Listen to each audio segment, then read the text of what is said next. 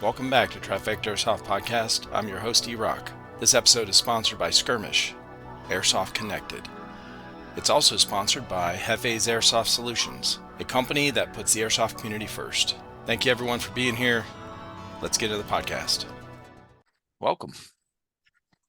Good to be here. Awesome. Yeah, dude, I don't know. I honestly can't remember how I found your Instagram. It was, maybe you commented on somebody's thing Um, recently. Possibly. Yeah, but I just recently found your page. And Yeah. I was like, oh, I haven't talked to this dude. He's out there plays with some of the guys I've talked with already. Let me hit him up. So, and that was what, last weekend or something? Yeah, just last weekend actually. Hell yeah. No, was at the Awesome. BB Wars event. So Oh, okay. Hell yeah, dude. Well, I appreciate you being here. no, thanks for having me on. So, I didn't really look at a lot of I went through your Instagram, but Yeah. I don't, so give me a background on like who you play with out there, what's your home field and all that kind of stuff. And then we'll go into like your background, like how you get into airsoft. Sure. Yeah. So And right. what's your call Sorry. sign first? What's your Instagram? Chef Panda? So Chef Panda Kage is the Instagram and Okay. currently my call sign. Just kind of came from a conglomeration of the spirit animal that people in the army thought that I was, and then some other friends just kind of combined it with like what I do for a living. So kind Nice. of just stuck. Okay. Oh, that's cool. But I'm just here in Utah and Okay. don't really have like a main field at the moment. I usually just try and go to events that Kaysville Airsoft hosts. Mm-hmm. But haven't been able to go to anything local in about a year. The last one was Operation Hardline last June. Okay. Are you you're in Utah? Okay, I didn't know that. I don't think I knew that. Are you with have you played with K Factor? Do you know K Factor 39? I do not Oh, actually. okay. There's a couple guys I've talked with that are out in, well, I don't know about your area, but out in Utah. I can't remember what area they're in actually. They might be more northern Utah because they're that's the nearest field for us. It's like an hour to 2 hours away from where I live. So Okay, gotcha. it's like a good trip. Like unfortunately, I have to try and plan it out with work to get the weekend off because it's a little physically taxing, playing. Oh, for sure. Oh, Yeah, man. You go out there, you travel, and then you go play for however many hours, and then trek around the woods with all this shit on. no kidding, and right? then and then you go back, it's like it's sore as hell. I didn't even play. I went to two mil sims last year and didn't even play. I just did a press pass Oh yeah. and walked around and filmed and took pictures and I was fucking hurting. Okay. Yeah, no kidding. Like last year was the first time my wife and I got to play in 5 years or so. And we were just like started about maybe 8:30, 9 o'clock in the morning with the first game. By 2, 3 o'clock, we were just thinking to ourselves, like, man, like how many more games? Like we still want to play, but we're like, how much more effort do we want to put into the next Uh-huh. game? It's starting to get, once you start getting worn out a little, it takes the fun out a little bit. Yeah, Hmm. for sure. So you guys in Utah, so the couple guys I've talked with out there, they were saying how Utah just as a whole doesn't really have a whole lot of field like dedicated airsoft fields. Like you pretty much do like pickup games. Like guys will just get together and like I guess there's a Facebook group or something and that these guys are a Yep. part of and then they just hey let's put a game together on somebody's property out there somewhere like they'll get permission somewhere or somebody knows somebody that has some and and then they all just head out there and kind of make up their own game. Yeah, no, that so when I did have a Facebook, which unfortunately got hacked and I just never got it back. Yeah. Um, I was part of that group, and a lot of the games that they had were just like you said, where it's just like, okay, we're all going to meet in this parking lot. Here's the longitude, latitude for it, and then we'll drive to the AO. And then like some like since this was like a couple of years ago when I was part of that Facebook group, a lot of it had like almost like sponsorships going with it. Huh. So like you there were like maybe three or four groups, and they were like, you have to get somebody to kind of get to know you a little bit first. Then you go out to the fields with them, and then like the more people you know, the more that they'll basically have you as part of like their main page type of thing. Yeah. So it was like a bit more selective, but I know that there used to be Milsom City, which was an indoor field that unfortunately got closed down, and then now Kaysville, which is trying to just really revamp the scene, but that's the one that's an hour or two away. They're the ones that actually hosted Operation Hardline, which was actually they hosted that one further south, and it was just like you said, like they found a guy that was willing to rent out his property. It was a Oh, literal okay. ghost town. Oh my Like gosh. yeah, like he owns the land and he's trying to just rebuild the area. So he was just very kind and gracious enough to kind of let us use it. And we like all the players were just told like, just try not to break anything. Like That's yeah, all funny. the yeah, all the equipment was still there too, like any type of pipes, any type of sewage lines, like not in the ground open sewage lines, but like just Right. above the ground, and some dozers, tractors, and everything. That's kind And of cool though. yeah, no, that helped provide quite a bit of cover, Uh-huh. like that's for sure. Right. Yeah, that's cool. I saw one game that was, I don't know where it was at. I want to say it was like St. Louis area, somewhere out there where a couple guys I've talked with, they went and played at a junkyard. So like Oh a car scrap yard, right? yeah, Um, and that sounded really cool. All these crushed cars were stacked on top of each other and stuff, you know how they do. And yeah, so they had all this, kind of like a big giant maze to run through. And there were some cars that were not stacked up that they weren't crushed yet. So they were sitting there. They could open the door and like take cover behind the door and shit. So all these interesting AOs yeah. come out of like, I feel like a lot of them come out of these areas like yourself where you Oh yeah. guys don't have something set up, right? An actual field. So like, oh yeah, this guy's probably this farm over here, right? And it just Mhm. has a bunch of, like an old pickup truck that's been there for, 70 years or something. It's overgrown. And I mean, like all kind of wild shit that they come up for AOs when you don't have somewhere to play, you kind of get creative. Oh yeah, I feel like Mhm. those can give you some of the best AOs to play at, just Mhm. because it's like whether you're like hardcore milsim or just like casual, they're just more interesting than like I get not necessarily like the regulated fields, I guess, where it's just like uh the wooden walls and everything that they kind of Right. have pre-built All and those such. hard structure stuff. Yeah.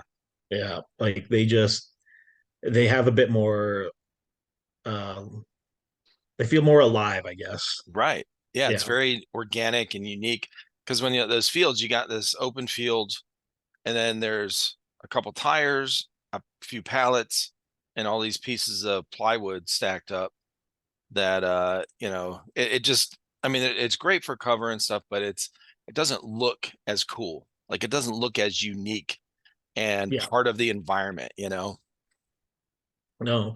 100%. Like that's why I think like with airsoft especially the fact that like it's basically like we're all just adults playing cops and robbers like we were when we were kids. Yeah. And so how do we used to play that? Just like out on the block itself, just like out in everybody's houses, their backyards. So like that natural look just kind of really helps escalate the fun, I think. Yeah, I think so too. Yeah, I've seen a lot of different AOs like that. Now, what you said earlier, your your screen name, or I mean your Instagram name and your call sign or whatever, So you said you were in the military. So you're what are you? Yes. Did you say Army vet? Yes. Okay, awesome, dude. Yeah, I was in the military as well. I've had a lot of veterans Nice. on here, man. A I, f- lot I of f- veterans on here. I feel like that's very common with Uh-huh. airsoft. Like it's surprising and not surprising at the same time. Yeah. Like I've heard a lot of good things about it, especially with the the therapeuticness of it Hmm. as people reacclimate and such. So, Right. Yeah, for sure, man. Yeah, one of the guys I just had on, his podcast came out last week, I think. He did 3 tours in Afghanistan. oh wow. Um, got partially blown. Well, he was right near an explosion. The Oh first my tour, like gosh. the first month he was in country, and then his like every he did 3 tours, 3 separate tours, and each one he got injured on, and they still sent him back. Wow. I was like, bro. So, but anyway, he said the same thing, man. Like a lot of these combat vets I've talked with, they talk about how this was like, did it when they got out, they were having a hard time transitioning to civilian life. And they found airsoft, some of them pretty early on after they got out.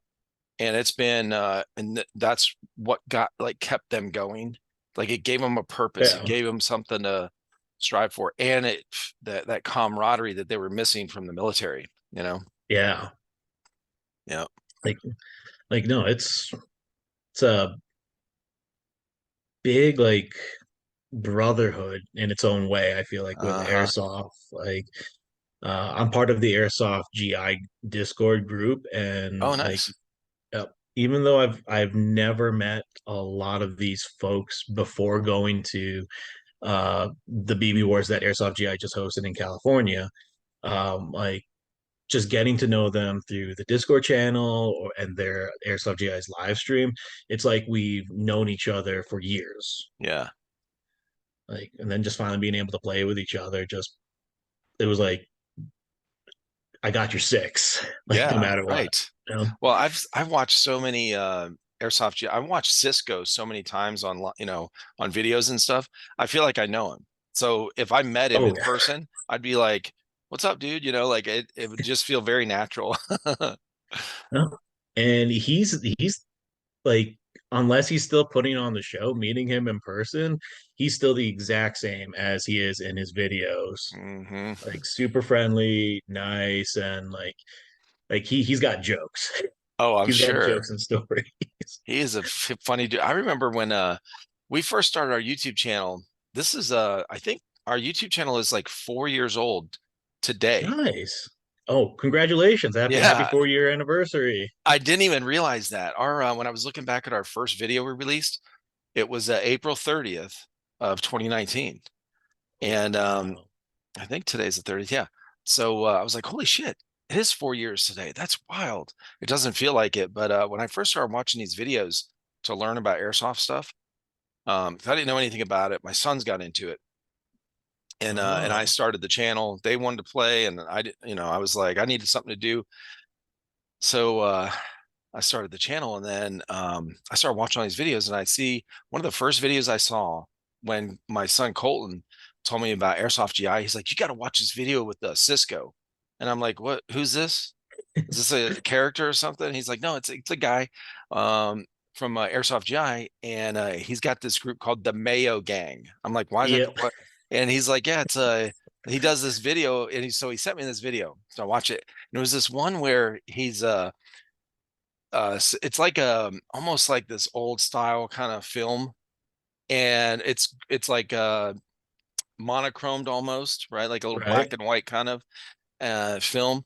And so he gets up out of he's laying in bed, and he gets up out of bed, and he's just like and he goes and sits down, and he pulls up a full jar of mayo and starts eating it with a spoon. And I Oh said, god. oh my god, I can't watch Yep. this, it's grossing me Hmm.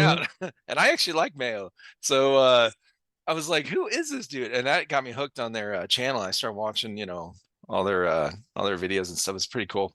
We got a bunch of mystery boxes from them. Oh yeah. That's what we did. That's what our channel was. We were doing unboxings and Yeah, reviews. And then the podcast didn't start until way later, after, well, my boys got busy and we right. couldn't get together and do stuff. So I started talking to people and made it an official podcast like almost 2 years ago. And so I really have enjoyed it. And so I kept it going. That's what I'm doing now. But yeah, all these different videos I would watch from these different groups, I knew nothing about them. And when I first Yeah. saw Cisco in that video, I was like, "Who is this guy?" It was so funny, man. And I see him on live streams, when he's playing a game or something and talking. Yeah, he's hilarious. Oh yeah, especially when actually he used to play with the live stream viewers actually quite often when they first started doing the live stream giveaways Okay. and stuff. So that was actually a lot of fun just playing Fall Guys, and there was Oh another shit. multiplayer game that he did, and we all wanted to go back to it, but his home life, of course, like stuff gets busy, so we Sure. had to cut back. But Oh yeah. it's still cool to just hang with the guys on the live stream and stuff.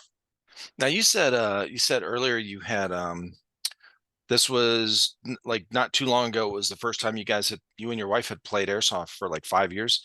Were you Yep. into airsoft before the military? Like, did you grow? Are you from Utah? Did you grow up there? And how did you end up going in the military? Who talked you into that dumbass shit? So And funny listen, enough. I'm not making fun of it. I loved I was in the Marine Corps for 4 years. So, Oh, okay. yeah, yeah, I So, had a great time. But I love busting, veterans balls about, you know, oh yeah. you're like, what? Why did you make that dumb decision? Well, so I'm actually from the East Coast. I'm from New Okay. York. Oh shit. Okay. Yeah.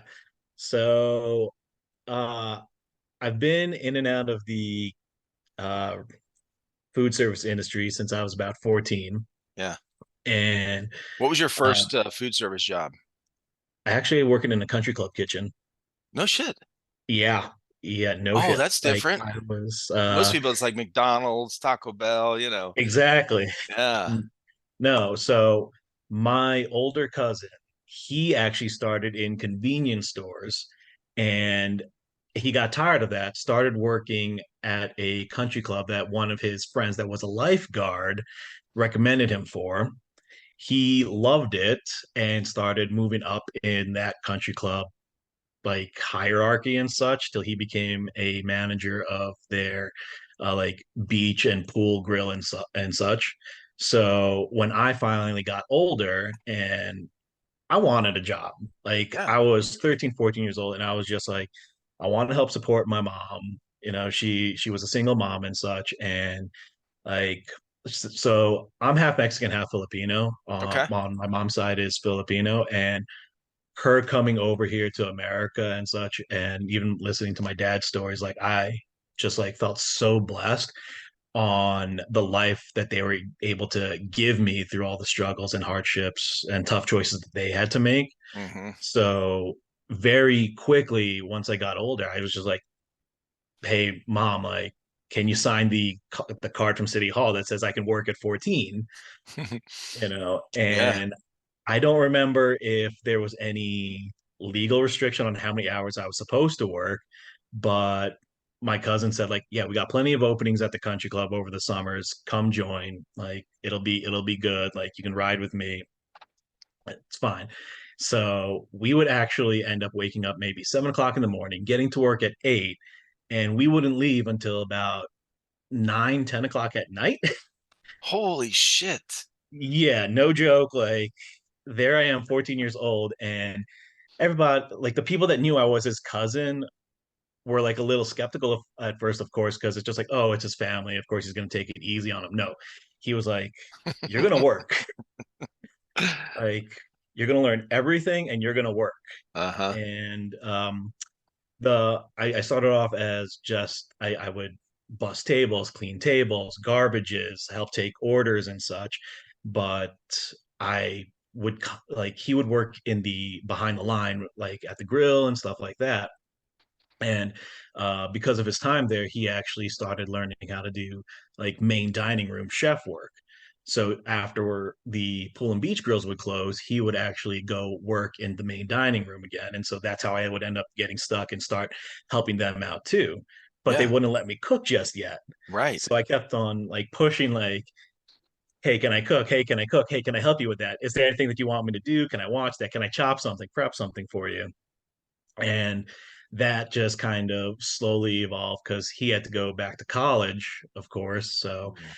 I still wanted to keep working since I was in the area. He went to an out of state college. So they were like, yeah, if you can manage on your own, like do it. I was just like, I basically skimmed the truth a little bit and said, yeah, he taught me so much. Like I'm good. I can handle it. So Oh, that's like cool though, they man.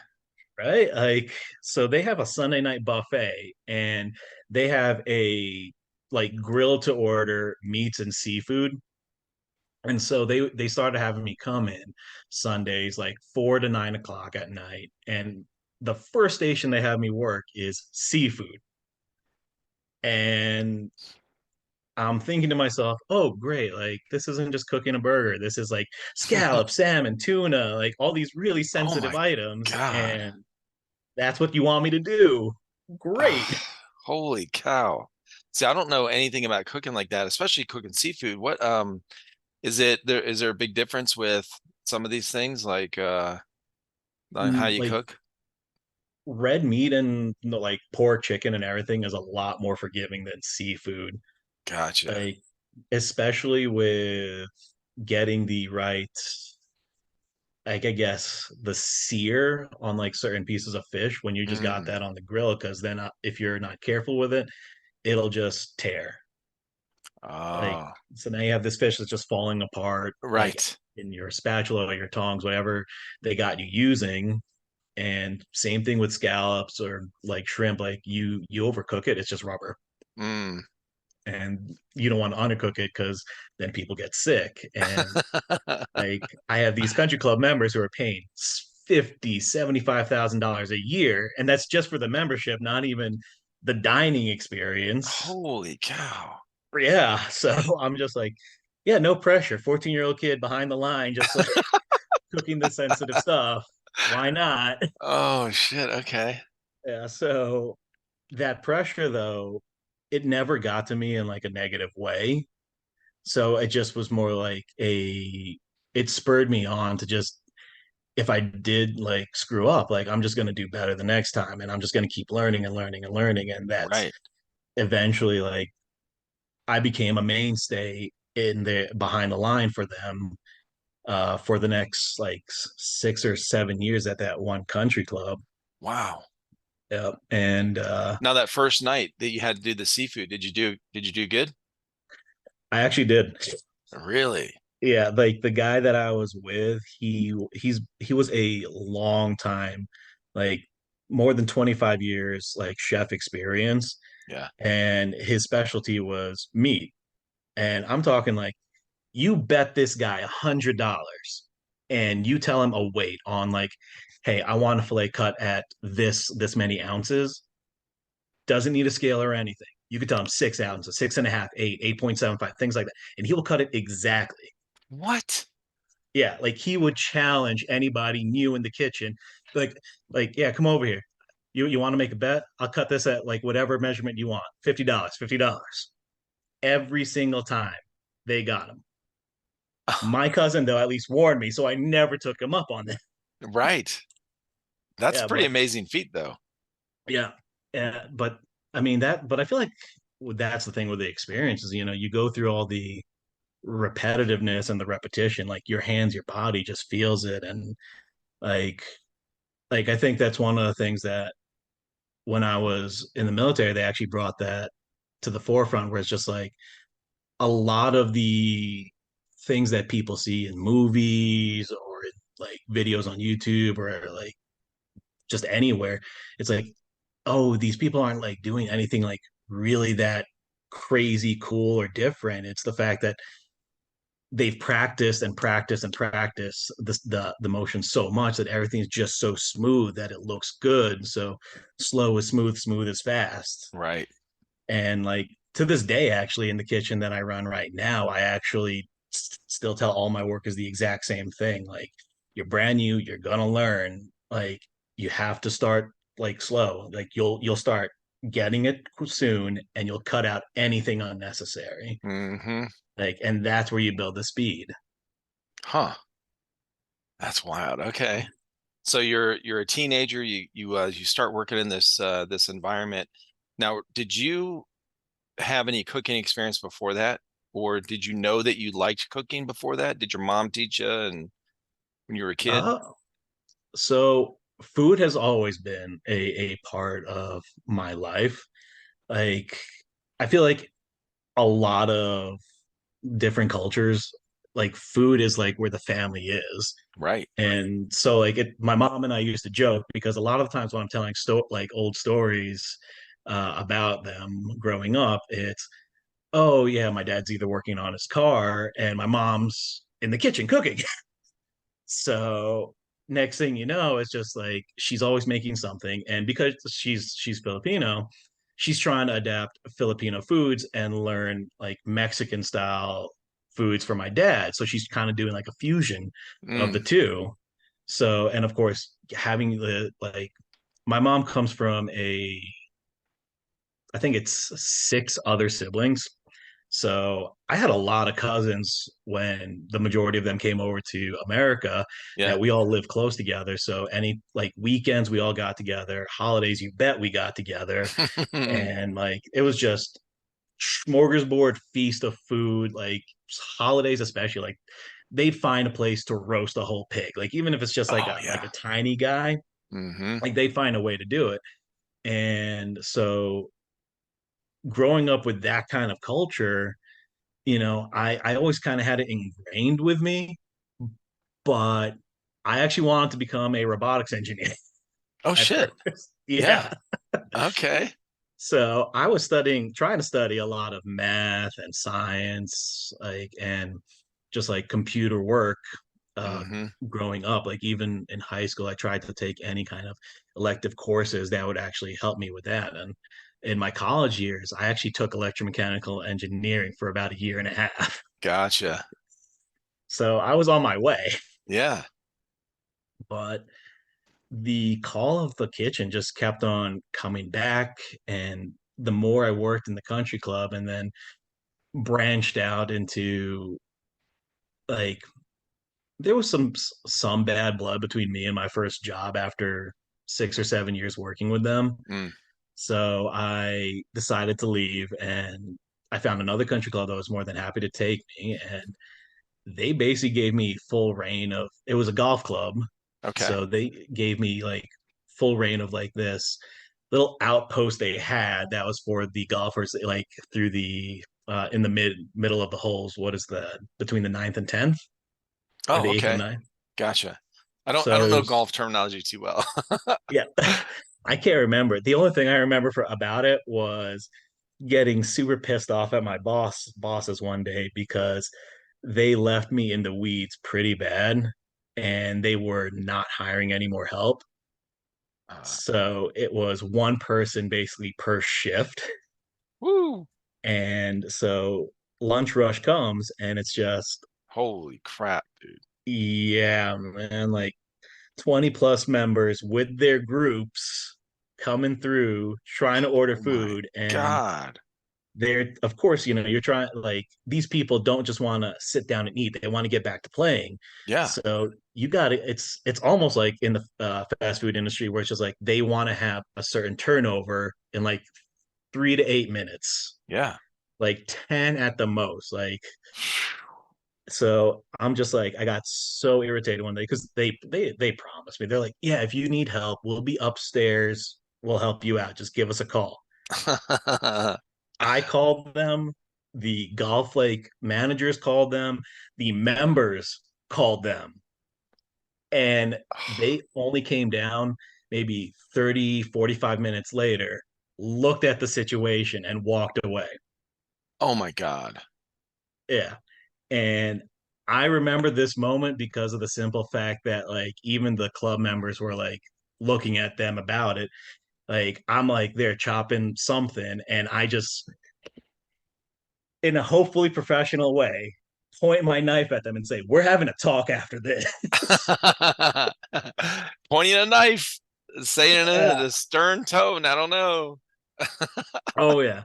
So, but that was when I was like maybe 19, 20. So I was like really Hmm. not as controlled, I guess, with my Sure. irritation as I should be or could have been. Yeah. But I mean, they did listen a little bit afterwards. Didn't fix the situation, but like Oh they my were, God. yeah, they were a lot more forgiving. Gotcha. Like took 2 months for them to be able to try and get at least one like part-time person, couple hours here and there, So and then it weird. was yeah. I never But understood that. Like this mentality of running short shifts, like what like so the overhead, okay, like the payroll, I get it, right, but the fact that you're losing, you have a negative, it's always a negative. It's not, yeah, there's nothing positive that comes out of it because if your customers aren't coming back, it's like, when you look at Chick-fil-A, they've got that yeah. fucking perfect system down. They have Oh yeah. so many employees, bro, like on shift all the time. You run through there is a huge line, double line, but you go through really quickly. Hmm. Like especially here in Utah, like Chick-fil-A has lines going out the parking lot, Hmm. and they you just see them like every maybe like what 15, 30 seconds another car gets through, another car Yeah. gets through. Yeah. Like whatever they're doing, it's working. It works. They But definitely try not to run short. We actually know a couple guys that work at Chick-fil-A and oh, managed a couple of them here locally, and they're like, yeah, we don't mess around. As soon as if we need people, we're always interviewing people and then letting them know, hey, we might call you. We don't need somebody right this minute, but we're going to put you on the right. back burner. And so they always have this backlog of people ready to go, you know. That's smart. Like That good on is them for doing that.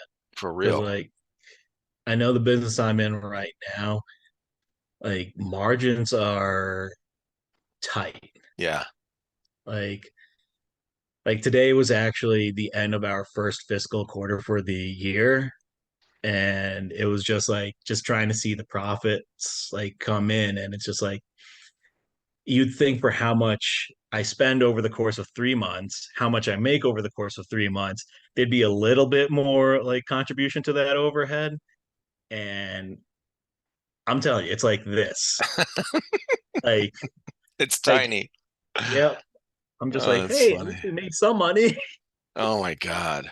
Are you a certified chef, like an actual Um, chef, or what? Like how do they? the You have to have a degree from a what? Like ones I know are ICE, which was FCI. So it was the French Culinary Institute before it became the International Culinary something. Then there's the CIA, Culinary Institute of America. Those are the two oh, main ones that I know okay. that a lot of people really kind of love touting around. Mm, Like, I've got no formal training aside from just working in and out of kitchens. And sure. then the head chef of the first club that I worked at That's it. Head chef. was Yeah. a, Okay. yep, he's a graduate from the CIA. Gotcha. So he's the one that like I started trying to learn whatever I could from. Yeah. And the cool thing about the country club was actually that if you were willing to stay with the club for a long period of time, and the head chef vouched for you, they would actually be willing to send you through to the CIA for them. Oh. But like that program was very far and few between. Hmm. Like they were just more willing to kind of just train everybody that they needed on like whatever station. Like the I actually wanted to start studying how to be a pastry chef while I was there, Yeah. and the main guy that they had, he never went to culinary school at all. But when he took a vacation for like 3 weeks to go back home to Mexico, it took 8 people to run his station. Oh my barely God. successfully. He just made it look easy. Yeah, he just made it look easy. Like you watch this guy and it's like, okay, no problem. Like, oh yeah, that we could do that. Oh, no worries. Oh my It took God. 2 weeks, 8 people just to like manage and keep up. That's amazing. But yeah, Okay. yeah. I But worked in a, so I don't like cooking, right? I really don't like actually enjoy it. Um, once in a while, I'll be right. like, oh, maybe I can mix this and this, you know. It never turns out too well. So my wife's like, my wife and kids are like, oh no, dad cooked something. What is this, mixed up crap, you know? So yeah.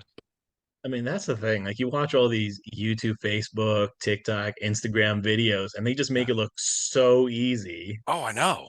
And I'm like, oh, I Yeah. could do that. That looks good. And Right? then I'm like, okay, it's not that hard. Um, so then I don't really have the right, you know, thing for this or the right ingredient for that. So I'm substituting something and then it doesn't work right. And I'm like, well, it's like, oh Lord. Yeah. But I listen, I had a job one time. I was I got laid off at a job and we had little kids. So I was just desperate for whatever Yeah. anything came up. So and I got a job as a grill chef or grill Ooh. cook, a grill cook. Uh, I took it. They were like, "Do you have any cooking experience?" I'm like, "Not really. I worked at McDonald's when I was 16." Okay, so I went in there, and it was like a family restaurant type of thing, almost like Right. a part sports bar kind of, but more Yeah. family, environment. But they had TVs up, and you could get burgers and fries, and those long cut fries, whatever, real thin. And so I worked on the grill. I told the lady, I was like, look, I don't know what I'm doing, and I'm probably not very good at it because I don't.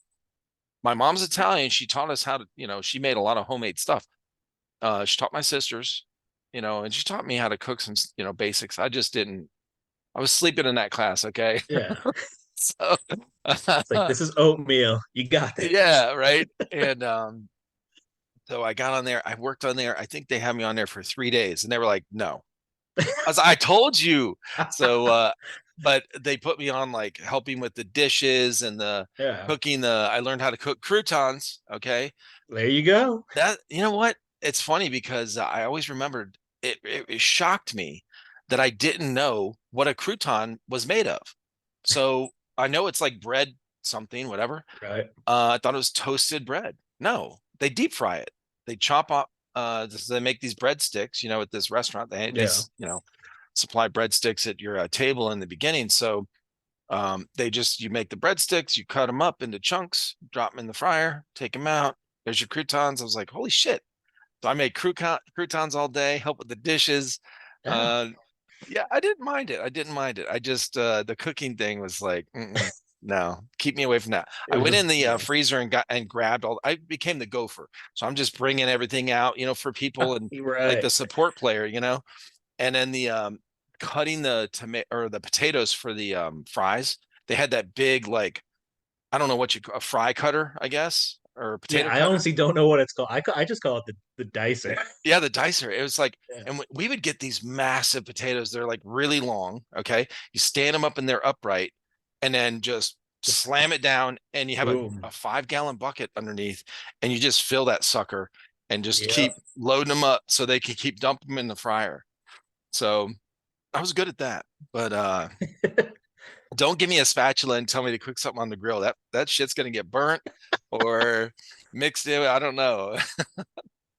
Well, I mean, that's one of the crazy things about my current job right now is that since it's a lot more corporate, like we have to follow so many rules. Like we're not allowed to serve anything unless we use like an actual like thermometer and log it into a main system that even the state could look at.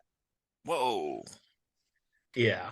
And so like the country clubs, like the restaurants that I worked in, like it's just like that. Like you have to know what you're doing. Like you have to know what you're cooking. Like yeah, sure you could use a thermometer, but for the most part, like your experience, you're getting the experience enough that like like this is medium rare, oh this chicken's done, like all that. But here it's like if we don't have that in the computer system, if we don't have that all set and good, we get in a lot of trouble. Whoa. Oh, I've Yeah, never heard like of that. Okay. yeah, like So what is this? sorry, Is go this ahead. just like a regular restaurant or something? No, it's actually a grocery chain that's local here. Oh, okay. Okay. Yeah, and their big, like huge claim that draws people in has been how fresh everything we make is. Gotcha. Like even our bakery department, they do their artisan bread from scratch. Like Wow. practically none of it is from any type of outside purveyor or Mm-hmm. pre-frozen. Like they come in every morning like at 2 3 o'clock in the morning, and they start doing them like their mixes, they start doing their shaping and everything. Us in the kitchen, we come in and we start getting all our soups like ready. We have our salad bar person that's just already prepping like all the lettuce. Like I think maybe there's some pickled beets and brined olives that we bring in, but everything else is all hand cut, hand diced by us. The croutons is our own blend. Like even our potatoes for a potato salad, like the store will not carry an outside brand of potato salad because they want it to come from us. Holy And cow. yeah, so it's one of the reasons why like I personally do enjoy it a little bit more than the main restaurant business, Okay. because I think of it as the everyman food. Like this is the Mm-hmm. stuff that your locals, your neighbors will be able to go in Right. and on a daily basis pick up. Like we have, you of course have your regulars where they come in and they want their normal breakfast, they want their lunch, they want their dinners, and they'll keep on coming back and everything. And like I don't get to just provide for those special occasions anymore where Mm. you go to a nice restaurant and be like, oh, like what are we celebrating tonight? Like I mean that's Yeah. still great and all, but like this Sure. is for like the day to day. Like I get to see you like at least once a week to try and offer up something good. And in the off chance that hey, there might be a wedding on or a birthday or something like that, yeah, come to us. We'll cater. We'll put in a special order. We'll figure something out, whatever meets your budget, like dietary restrictions and such like that. Wow. So like it's great. That is cool, man. Yeah. We have a one of the grocery stores here by us is a chain, Publix or whatever, and they have one of the best bakeries, dude.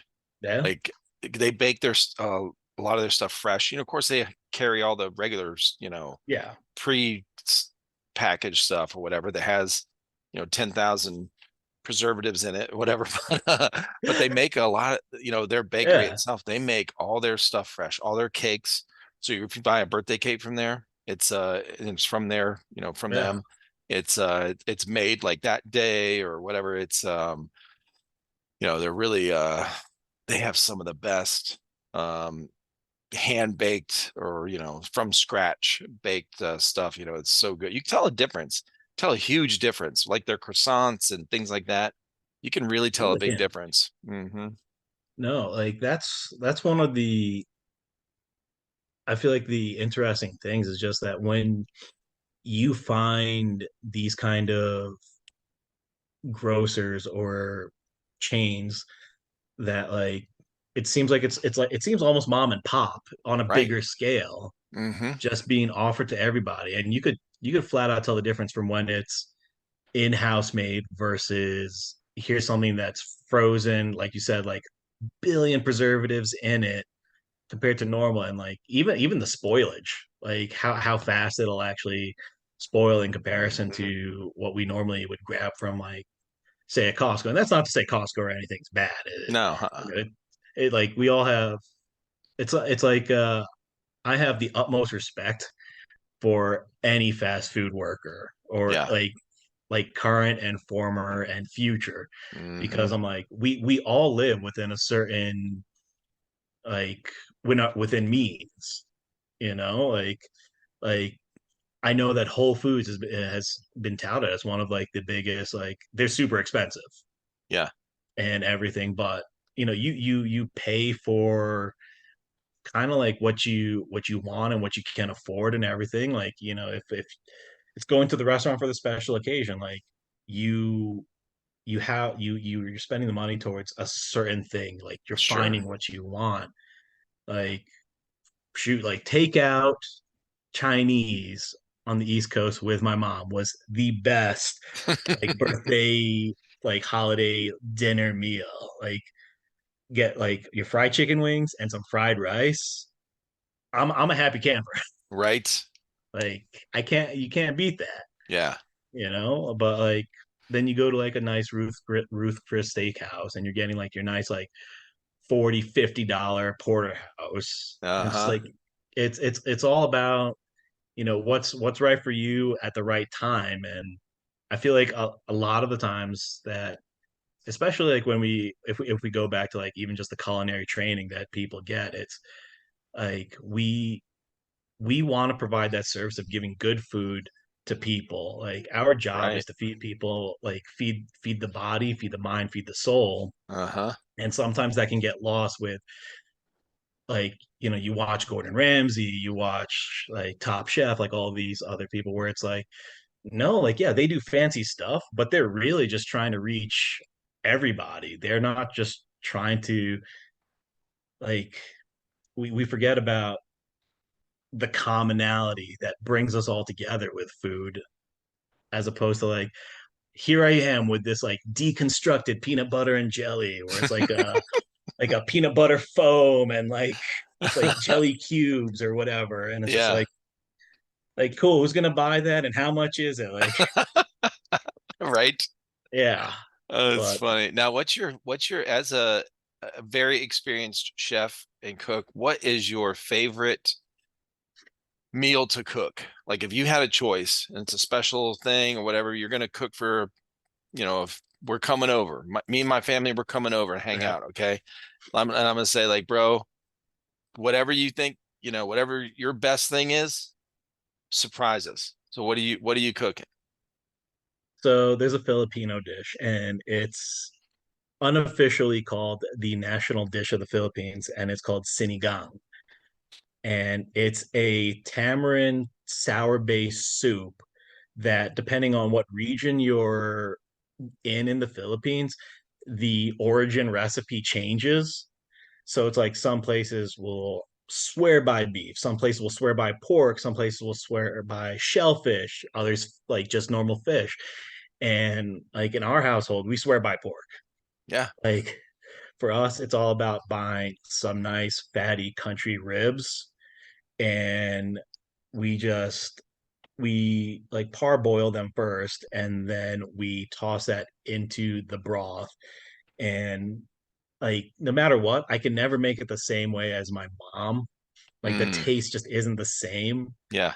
Like my wife and other people that have tried it, they still say it's good, but I'm still searching for what that secret like flavor and ingredient is that she puts in. And she tells me and I still can't get it. And I tell her Oh, too. okay. I'm just Yeah.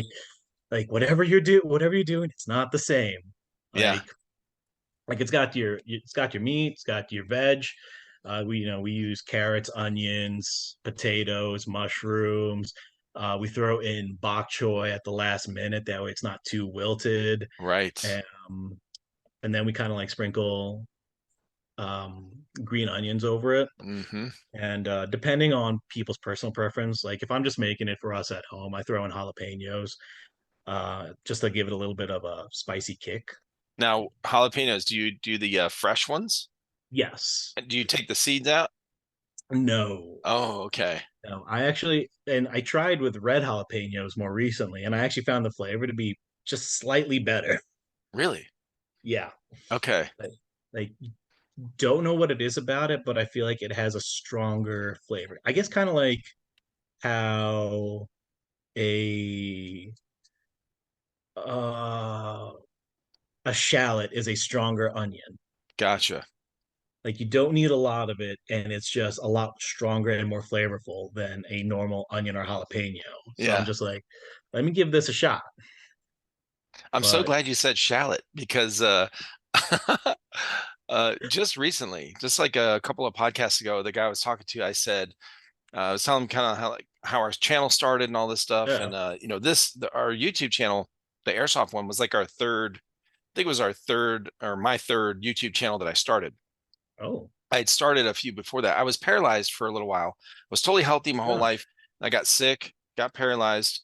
Uh, and then coming out of that, once I was able to walk around and stuff, that's how I started the channel because I needed something to do.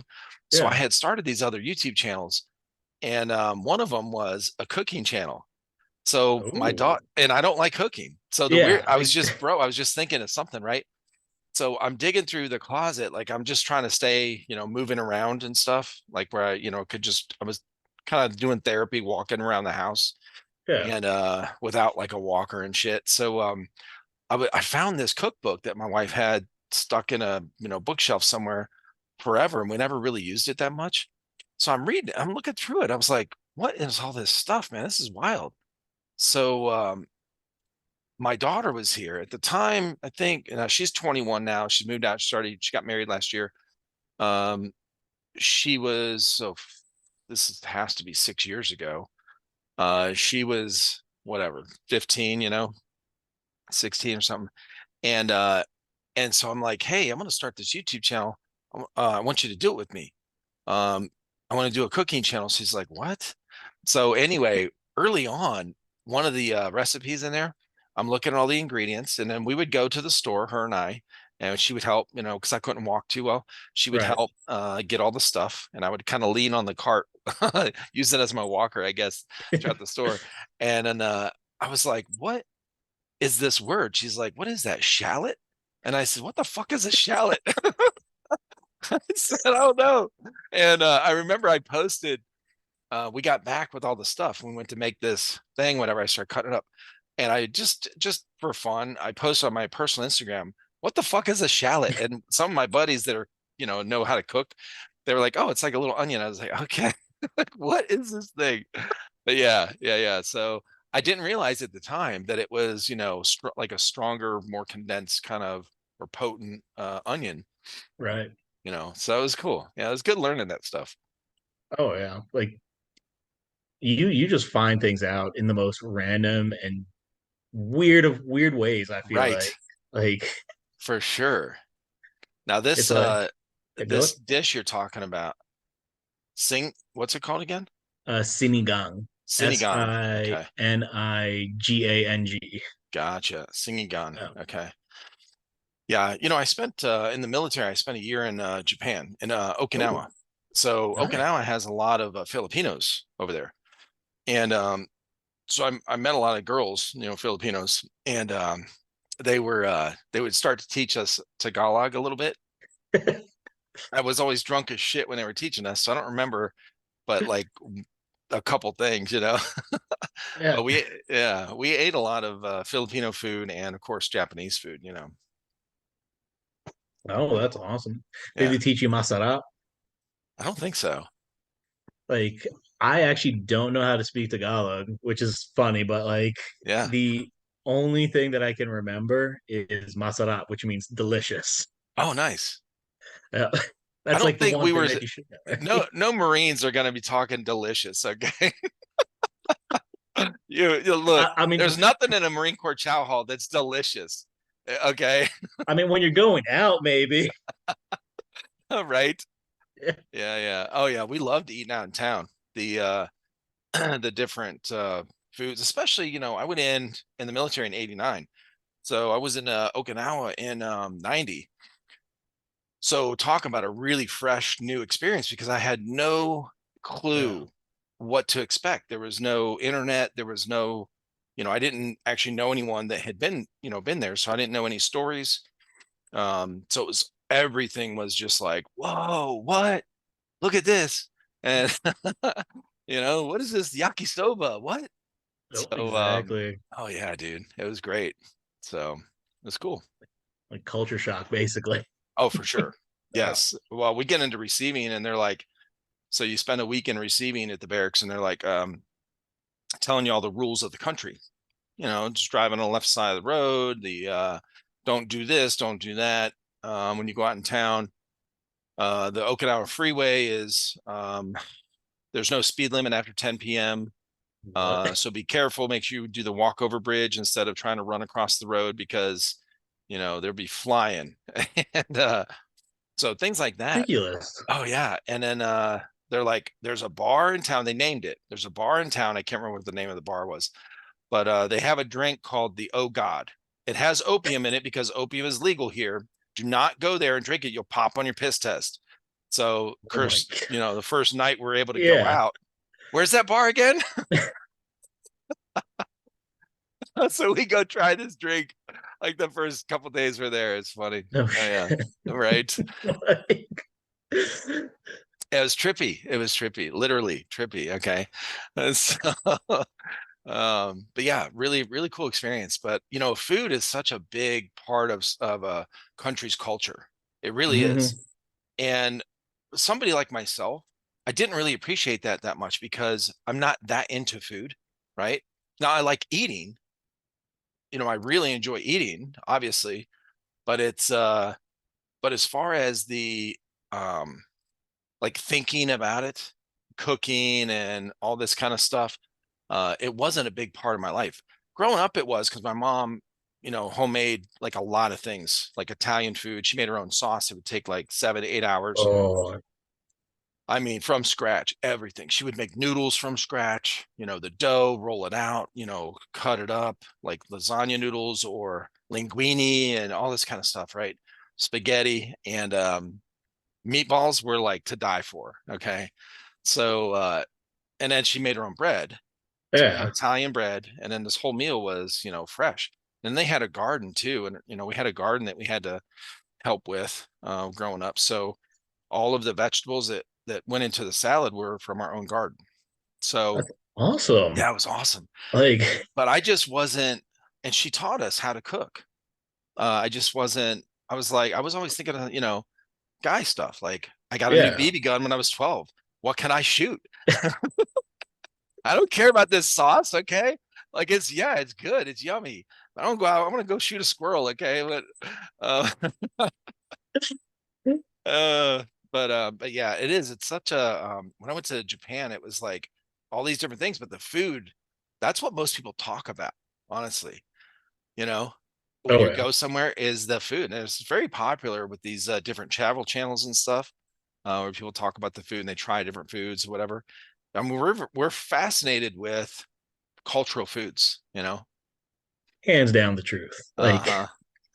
Like I don't know what it is, but like even if you're just like you don't care, like for some reason, like it's why Food Network, I Yeah, guess, became so like popular. Like you're sure. just binge watching Well, I people think, eat. isn't it something like I feel like you said in the very beginning, when we first started talking, food brings people together, right? Yeah. And it really does.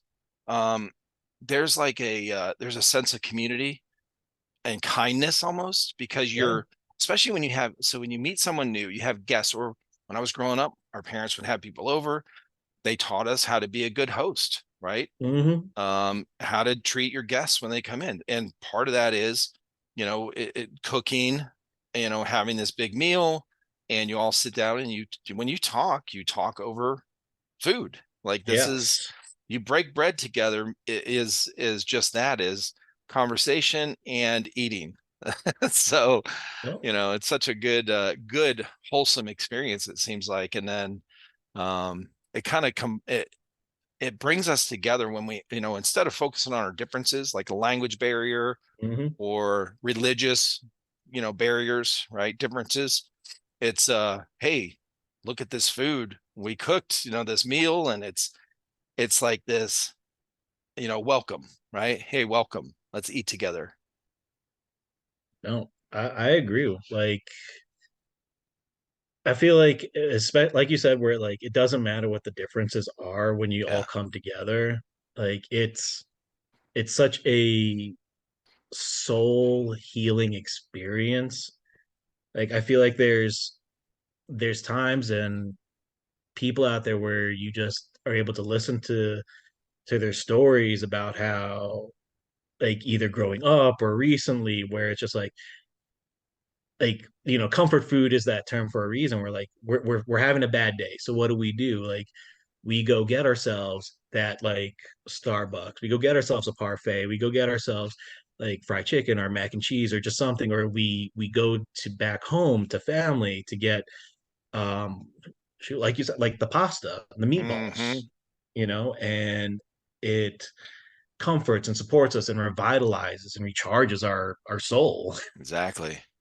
It really is. Yeah, that's a good point. Yeah, that's food for the soul. It's good for your soul. It's like the comfort food. Yeah, when you're I grew up in Cleveland, Ohio, my wife and I, Oh, and we live in South Carolina now for like 15 years, but so we're somewhere where we don't really have snow, which is good. But we grew up in the cold. So when you yeah. come in, man, it's freezing out, right? You're 12 years old, you're out playing all day with your buddies, and you can't feel your fingertips, your toes are frozen, and Hmm. your lips are frozen, like you can't barely feel your face. And you come in and your mom's been cooking, and it just, you smell it and it's warm, and then you have this smell, such a good aroma of food. And then it's dinner time, and it warms you from the inside. Hmm. Oh man, there's nothing like that, that just No. makes you feel like so relaxed Yep. and like safe. Like you're out of the cold, you're in this very comfortable environment, and then you eat this really good, hot meal. It's yeah, it's definitely good for us. No, like that's the thing. It's just that, like you said, you feel safe, Yeah. you feel good about everything, and you just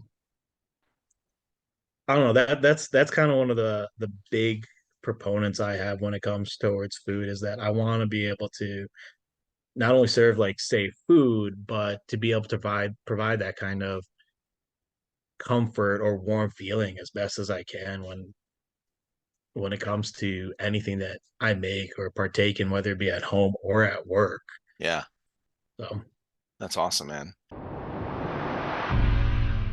This episode is sponsored by Skirmish, the future of airsoft gameplay management. Are you ready to take airsoft to the next level? Skirmish's innovative gameplay solution keeps players and spectators engaged with real-time updates. Capture objectives, detonate targets, medic, and more at skirmish-enabled fields. Skirmish tracks every action so you don't have to. Review past games, action by action, and follow your progress in national rankings. Phones are not required. If you want to find out more, head to skirmish.net and check out episode 157 of this podcast, where I talk with the owner of Skirmish about how it started and how it works. Stay connected, my friends. This episode is also sponsored by JefesAirsoftSolutions.com.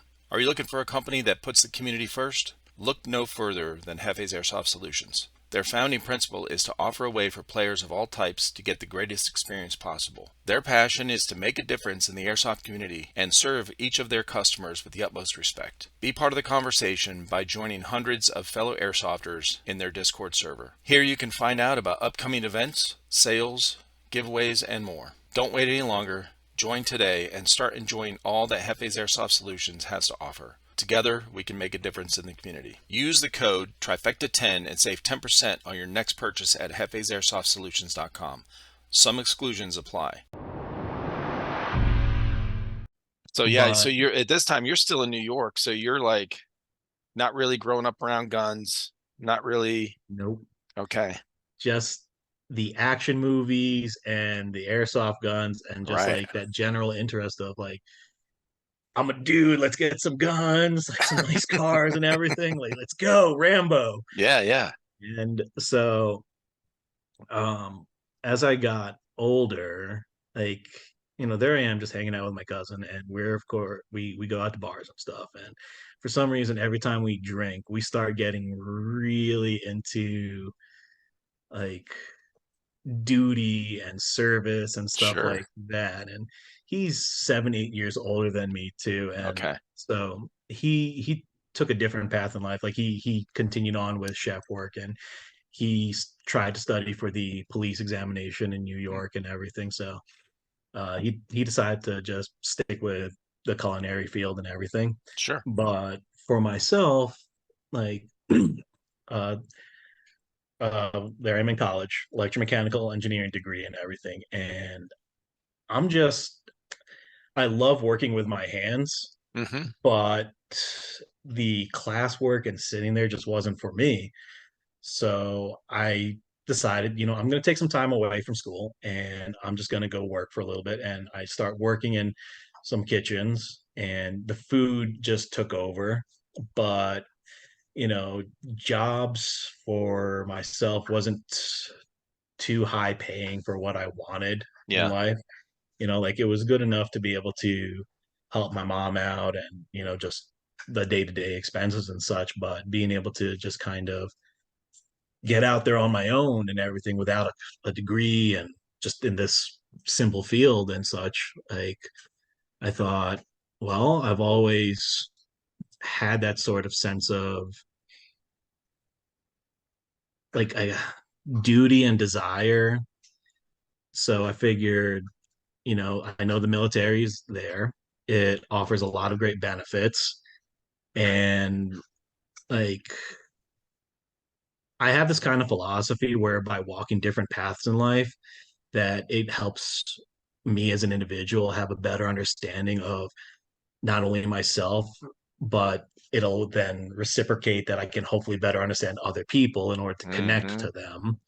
And Very true. so, yep. And like work being in the military field, like you have like that common term of soldier, and it's like you go back to like even Roman times where the civic duty was to be a part of the military at some point. Yeah. It's civil service. And Hmm. so like for all the blessings, privileges, and like things that, I like my mom and dad came to America for, Hmm. it was very ingrained. Like just we have a lot of opportunities and sure like no country's perfect, but like the chances that we got, like it's another one of the reasons why I felt so spoiled as a kid in comparison to what my parents went through growing up in Mexico and the Right. Philippines. So it's just like no, like I want to be able to like also partake in that and help defend what we have and Hmm. of course learn and go through that. So I took the ASVAB, got a good score, and like it was in the 90s and such. And Damn. Okay. I went You, infantry. you got, oh my God. I was about to say you got some smarticles. No, you don't. Nope.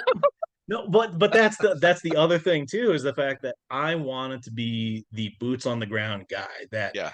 if I stayed in the military and kept it as my career, I didn't want to be that like like chair general lieutenant whatever Yeah. that doesn't know what it's like out there in the field sending people off to do whatever. Right. Like I've always been and like still am that kind of guy that just like if I'm working with you. I'm not just going to Hmm. stand there and watch and be like, yeah, you should do that faster. Like it's like, okay, let's get this done. Like we gotta move, you guys. Yeah. So Lead like by example. Hmm. exactly. So like Yeah. being part of the infantry was just like that key focus of yeah, I am that boots on the ground, like face in the mud, frontline guy. And if I was able to move up, like, yeah, sure, that'd be great. I can, if I became an officer or if I went back to school or anything like that, like, at least I'd have a better understanding what these people go through. And like, I'm not just going to be privileged, because Hmm. one of the guys I knew actually went to West Point and Okay. he he loved the experience and everything, but he was also of that same mentality where it's like, yeah, he got blessed getting the degree and then going to West Point and such, but he was very much like a field leader. Like he Mm. never wanted to stay in the barracks or anything like or the Right. post. Like he wanted to be out there. Like he actually ended up posting a picture on his Facebook a couple years ago where he's just like he didn't even mean for it to look badass. He's just walking away from an explosion with his sunglasses on out in the field, and somebody caught it on camera, and it's just like, dude, Oh my God, that's awesome. yeah. And so he he was like another big inspiration on just trying to be able to keep that level headed mentality that you could still move up, you could still have gone through just straight officer school and just be in that same kind of mentality. But like for me, not having graduated from college and such, I was just like, yeah, this is good. Like I'll learn, and no matter what happens, like I'll still be able to, um, I have a lot to fall back on. The Yeah, military takes care of you, and with a culinary degree, not degree, a culinary experience, like I can pretty much right. find a job most anywhere. Sure. And I thought about afterwards, joining the police department. Um, but before I enlisted, I actually met a girl, as the common story goes. Yeah, same here. Yep. Right. Yep. So, Listen, man, uh, I had my whole life planned out. When yeah, I got kicked out of my house, I was 17. Before I left for boot camp, my parents and I got, we reconciled and all that kind of shit. yeah. And but I was out of the house for a little while, and then but my plan, like going into my senior year in high school, I didn't care about grades. I didn't care about school. I just wanted to just do enough to get my, get or Hmm. graduate so I could go to boot camp. I was already signed up on the delayed entry program. I'm like, yep, I'm going to join the Marines. It's all I wanted to do since I was like 9 years old. Yeah. And 30 year, like I'm going to be a lifer. Okay. Hmm. And had it all planned out in my head. And then the last couple months of school, our senior year, I met this girl and we went on our first date, like graduation night from high school. And I was already slated to go for boot camp in October. So we graduate in June from high school. October, I was leaving. And at the time I met her, I was still thinking, this is what I'm gonna do, Yep. And then we hung out every day from June until October until I left. And that changed. It changed, you I know. bet. Oh yeah, it does. Yeah, man. No, I met her 6 or 7 months before, and I hadn't even gone to the recruiting office yet. Gotcha. Like when we actually met on a random chat website. So like I'm a big fan of anime, and I just watched an episode of one show, and I just was like, that was awesome. I need to talk about this to someone. Afro So Samurai. oh no. Helsing. Have you heard of Okay. that one? Uh-huh. Yeah, Yeah, yeah. it was My the daughter I was talking about earlier, my uh, youngest daughter, her and her husband, they're huge anime fans. Yep. huge anime fans. Yeah, yeah. Nice. Like I feel like that's another thing where it's just like you don't really realize how many people have actually like gone into anime in the past years. Oh, for real, bro. Yes. Yeah. But no, so like we just started talking about anime, and it was like a 4 or 5 hour conversation, and it was so good. And we decided to add each other on Facebook. And I did I was just kind of going through my own stuff in life at that time, like really not in the greatest like headspace, just kind of really like not making the best choices and stuff. So it's just like cool, like I made a new friend, awesome. And she's from Utah. So Okay, makes that sense. plays into things, yeah. So she, after a week of no talking, messages me, and like she tells me the story, and she's just like, no, after that first time talking to you, I knew you were the one, so I wasn't gonna let you go. That's amazing. Yeah. Without even like meeting face to face. Isn't Just that literally, wild?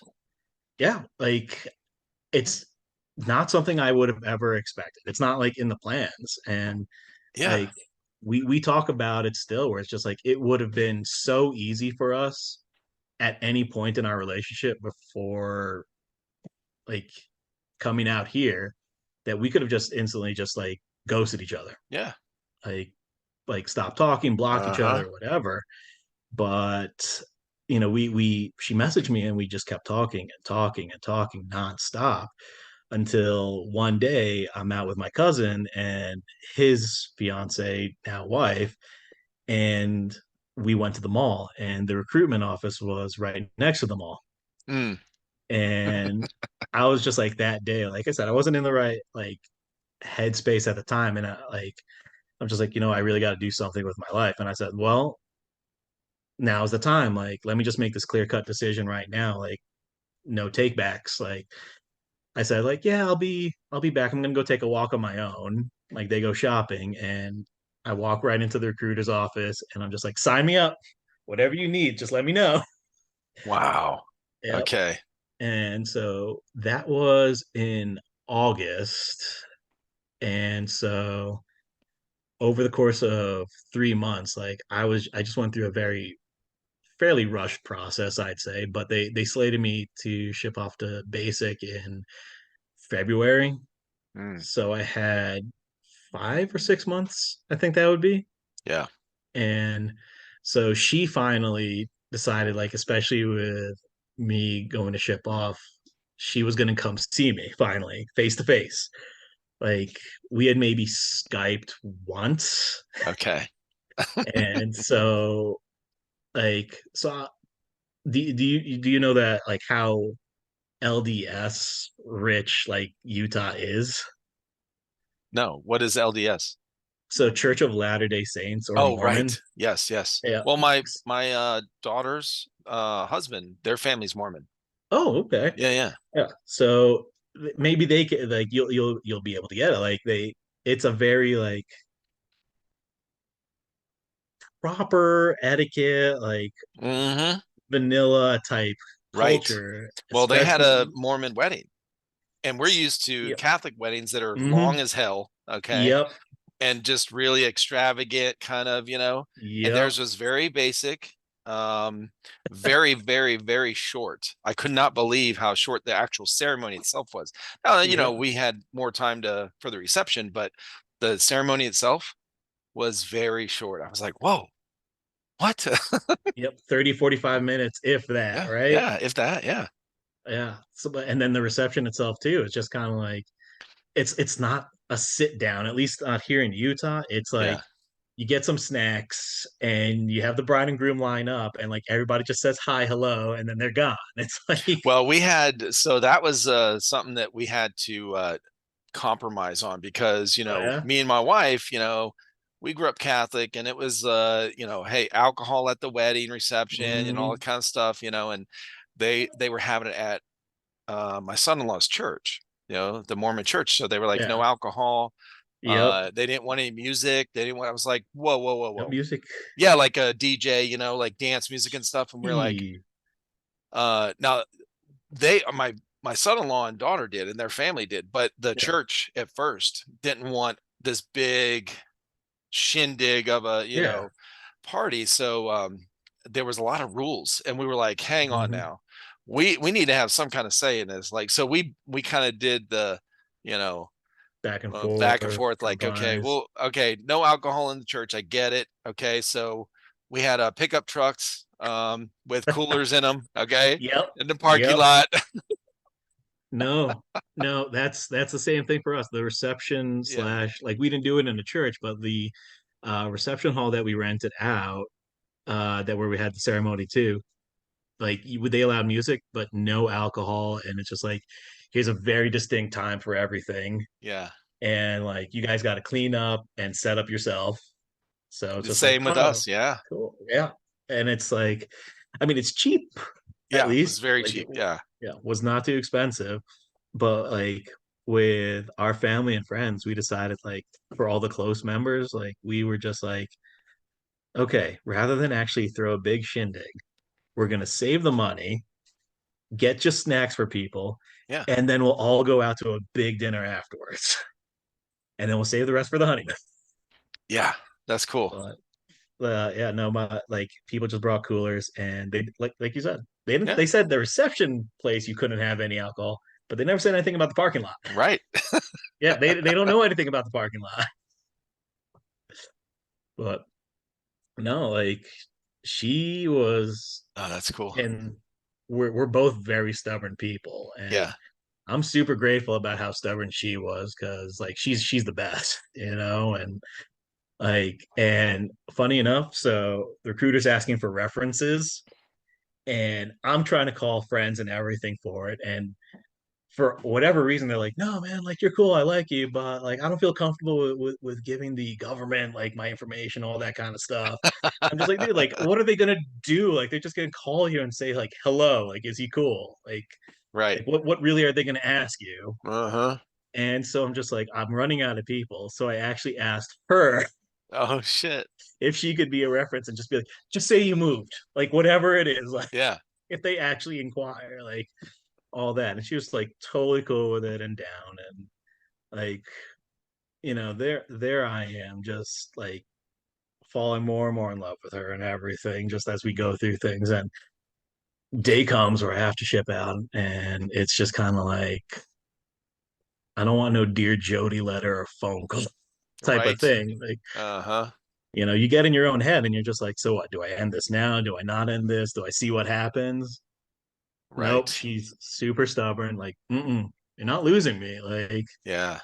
Like whatever it is. And of course, like, there I am at receiving. We're allowed that one phone call and everything. And I'm already seeing everybody just here, here, here, there. They just start crying, bawling. Just like, I'm just like, oh God, this is real. So I like pick up the phone and she's like, what are you talking about? No, I'm still with you.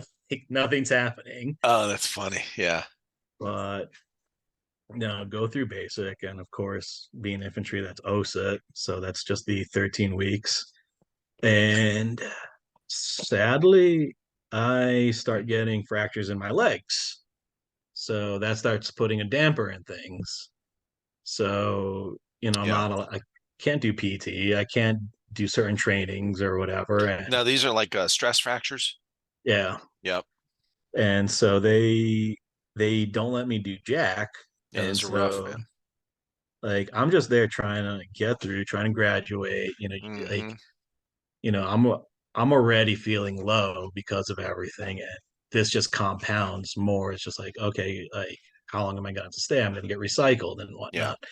So I just keep on going through, and like eventually, over the course of roughly a year, like I was able to complete all the trainings and go through everything like multiple times. The problem was my legs just kept on getting stress fractures over and over and over. Right.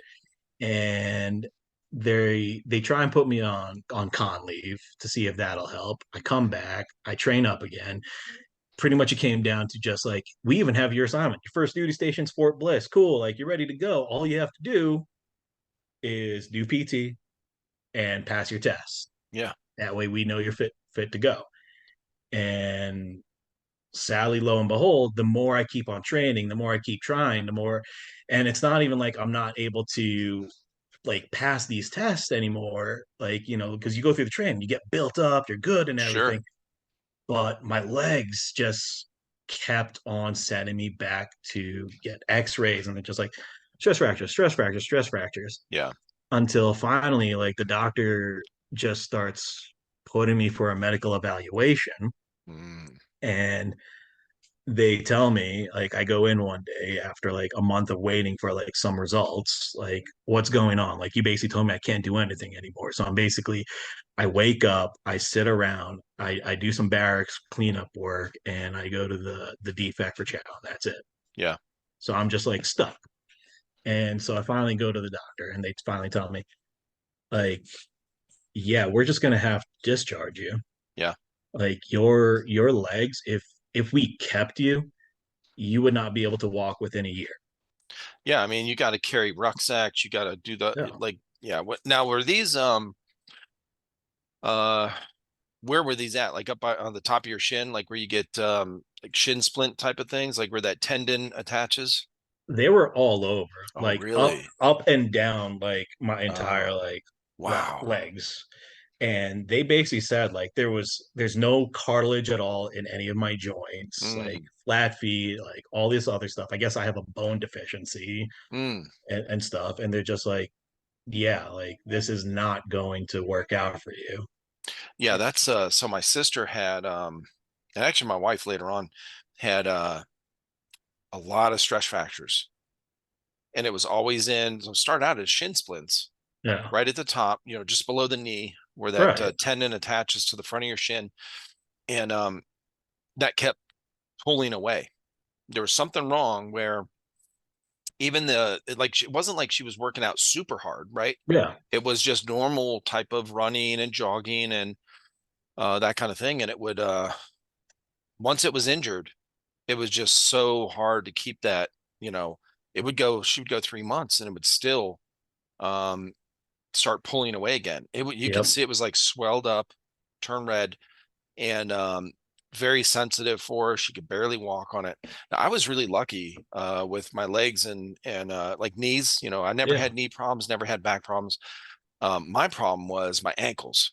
I Oh, twisted or sprained my ankles and broke my ankles so many times in high school football and then in the military yeah. that it was I was shocked that I went through boot camp and all my training without breaking Something my ankle. happening. I was so Oh, glad too because we had one of our guys and it's really demoralizing when one of your buddies in boot camp gets injured and has to get dropped. yep. So he got dropped. He busted his leg. We were doing the jumping off a 15-foot tower, learn how to drop and roll. Oh, yeah. And he busted his leg right on his ankle, right above the Oh, right above the ankle bone. And so he busted it bad. They had to put pins in it. He was out. They dropped him. So that was maybe halfway through, our 14-week training or whatever. And so we saw him he got picked up by the next platoon for boot camp, and we saw him as we're getting ready to graduate. And he was walking back. He'd re-injured it, and he was walking back and just crying, like because they were dropping yeah, him, like they had to get him out. yeah. And it was like, it's really sad because some of these guys, it's like this is their lifelong dream. This is what they want to do. They want to serve their country. They want to go, be a Marine or whatever. Hmm. And it's sometimes not all of us get to do that. And Yeah. it's just unfortunate. My cousin was in he's my age. We went in the military at the same time. He went in the Army, 82nd Airborne, and he was in for a good year and a half, busted his leg on a jump, on an actual jump, Oh, and with parachute, whatever, and yeah. busted his femur, and just I mean, it was bad. So they discharged him as well, and he always had problems with that. But you hear about these things. It's yeah, it's not fun. It's not fun. No, Mm-mm. like I remember being at the doctor's office after them telling me that, and the doctor said like, okay, wait here, like we'll be back with paperwork and such. And I'm feeling at like my absolute lowest, Sure. going through all this, wanting to keep going, and like literally like helping a lot, like so like that there was one platoon that they had, and the drill sergeants were just having such a rough time with them. And this was on my second go around, and they were just like, okay, well, what if we have you as their platoon guide, like you know what you're doing already, like maybe you'll be able to actually get them from like being recycled for disciplinary stuff. And it was good, it was great and everything. And so like you said, like you become brothers with all these guys, and Yeah. you start friendly competitions with the other platoons and everything. And it's great. And there I am, like still having to go to the doctors and everything, and I'm just like sitting there feeling like an absolute failure. Right. And like the only thing that came to mind was just the infantryman's creed, and I'm just like saying it like to myself, like quietly, like almost like ready to sob. And I'm just like, there's got to be something. There's got to be a different thing. Like okay, maybe. like half joking, half serious, they can do the Wolverine treatment on me. Give me the what's it called, the metal bones and everything, like the Yeah, X-Men. yeah, right. Like the X-Men. Yeah, right. Hmm. And I'm Adamantium just or something. and I'm just Hmm. like, hey, like maybe something like that. Like I'll sign up. Like risky procedures, why not? But like I basically got stuck there for another 6 months or so at the training company, and like it was nice because at least all the sergeants already knew me, the company commander knew me, so like they I didn't feel, and like I do go through some tough times still where it's just like I don't feel like I was a real soldier or anything. I feel like I'm a complete failure. Mm. But like they treated me well, and they wanted me to actually help them still. Like they knew like I'm not just some joker that's just gonna like take advantage and like Yeah. basically like screw them over, like Hmm. so it's just like that term drill private is basically what I ended up becoming, where it's just like, yeah, here's Shark Week and everything like that. Like, yeah, you're gonna help us out with that, and you're gonna help watch them, and you're gonna do this and this and this. And I'm just like, yeah, whatever it takes. Right. I don't I'm here for this, Right. but Yeah, you didn't want to get out. You didn't choose it. It's just, yeah, man. yeah, Sometimes, bad luck, man. It's, who knows? Who knows? yeah, That's what, when I got sick the first time, the doctor, I kept a log of all these different things that I ate and drank and any, yeah. vitamins I took, all these different things, because it was a autoimmune disorder, Uh, Guillain-Barré syndrome. So it was, so I'm trying to figure all this stuff out. Like, okay, what led up to, what caused this? What did, right. I've researched it online, and there's not a whole lot of information on the cause of autoimmune disorders. So I'm like, okay, and I took pictures of anything that I took, vitamins or supplements, and then how much water I drank. I mean, I had this like 2 month logbook, okay, and so we go in, my wife, we go into this meeting, and I show him this, the neurologist, and he's like, and I'm reading it to him. Yeah, And I'm like, all right, doc, look, okay, I got this.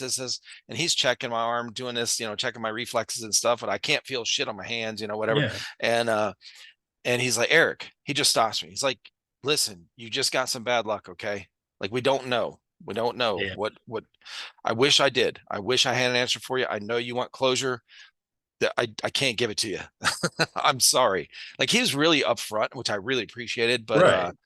yeah, sometimes, man, you just can't choose certain things in life, and it's sometimes it's really difficult, especially as a man, or maybe not just a man, but an adult, right? Yeah. Where you really want something and you can't have it, uh, because and we feel like, okay, I suck, or it's really easy to get into that mentality of poor me, and Hmm.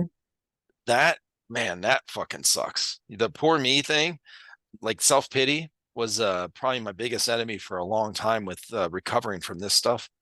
And so yeah, it's not fun. No, it's the pit. Like Yeah, you get it stuck in is. there and you're trying to crawl out. Right. Yeah, But you want to accomplish something. And we have all these things to look up to, all these different people and stories, and like inspirational stories of guys that oh yeah, overcame, they drug this person out of this battle, and all these war stories we hear of these war heroes and stuff where they overcame crazy odds, and then you hear all this stuff about like the like how strong you can be mentally, and you can yep, overcome anything, and I'm like trying to will my body to work and it won't work, and I'm like, oh, I must suck. exactly. So yeah, man, that's unfortunate, and that happened. So that so you got out, um or they shipped you out eventually, like it was what, a couple months or something you had to wait for all your paperwork and all that crap to go through. Yeah, so I was at the training unit for a little over a year, and then I met one sergeant that just didn't like me. Oh shit. Yeah. So and I get it. I do. Like he had a string of bad luck himself because he had some major issues with his back, I guess. Oh. While he was deployed, some stuff happened, Mm. and so he kind of kept getting turned down. Mm-hmm. And yet here I am getting medically discharged for like I haven't even been deployed, Right, right. So like he basically started just filing the paperwork for me to get sent to a holding unit. Mm. And like that was a bit rough too, just because there was a lot of people there, like being that like drill private and everything was just like I still got to know a lot of them, and like Sure. I felt bad, like still helping to like assist the training of these like people that are going to go out there wanting to go there, be with them kind of like pity, but like in a nice, good, respectful way. Like, no, we want you to come out with us. Like, like whatever can happen, type of thing. Yeah. And so, like, I got sent to the holding unit, and that took about 6 or 7 months Wow. waiting, Woo. and like that was at the 30th AG at Fort Benning. So Damn. we were basically like in this weird spot where and like the super surprising part that even the company commander was talking about there was it was an unprecedented amount of people that were actually getting like medically evaluated Oh, straight out of basic. right. Like there was somebody that had prostate cancer. Holy shit. Yeah. Went all through basic and everything. Then, oh, hey, they're about to go walk and they collapse. Jesus. End up in the hospital. They try and figure it out, diagnose it. No, boom, he's got prostate cancer. That's crazy, bro. So he's there, and there were a couple other people like lupus, nerve damage, like Holy all shit. these crazy things. And they don't know if it's just because like there's an issue with the recruitment, like or what happens at MEPS Right. with things, or if they knew it. But here we are. There was like I think when I first got there, there was about maybe 50 to 60 of us, and it just went up to 100 or so by the time I left. Jesus. Yeah, and so See, we're this is one of those things you're going to see like those lawyer commercials in about 10 years. Oh, if you spent time at Fort Benning and during these years, you drank the water, you're fucked. Call this number. if you ate at this DFAC, They're doing that now at Camp Lejeune. Have you seen the the lawyer commercials for Camp Lejeune? If you were at Camp Lejeune from no. whatever time to whatever year to whatever year, uh, call this number because apparently the water was fucked. Well, I was there during that time. Did So you go?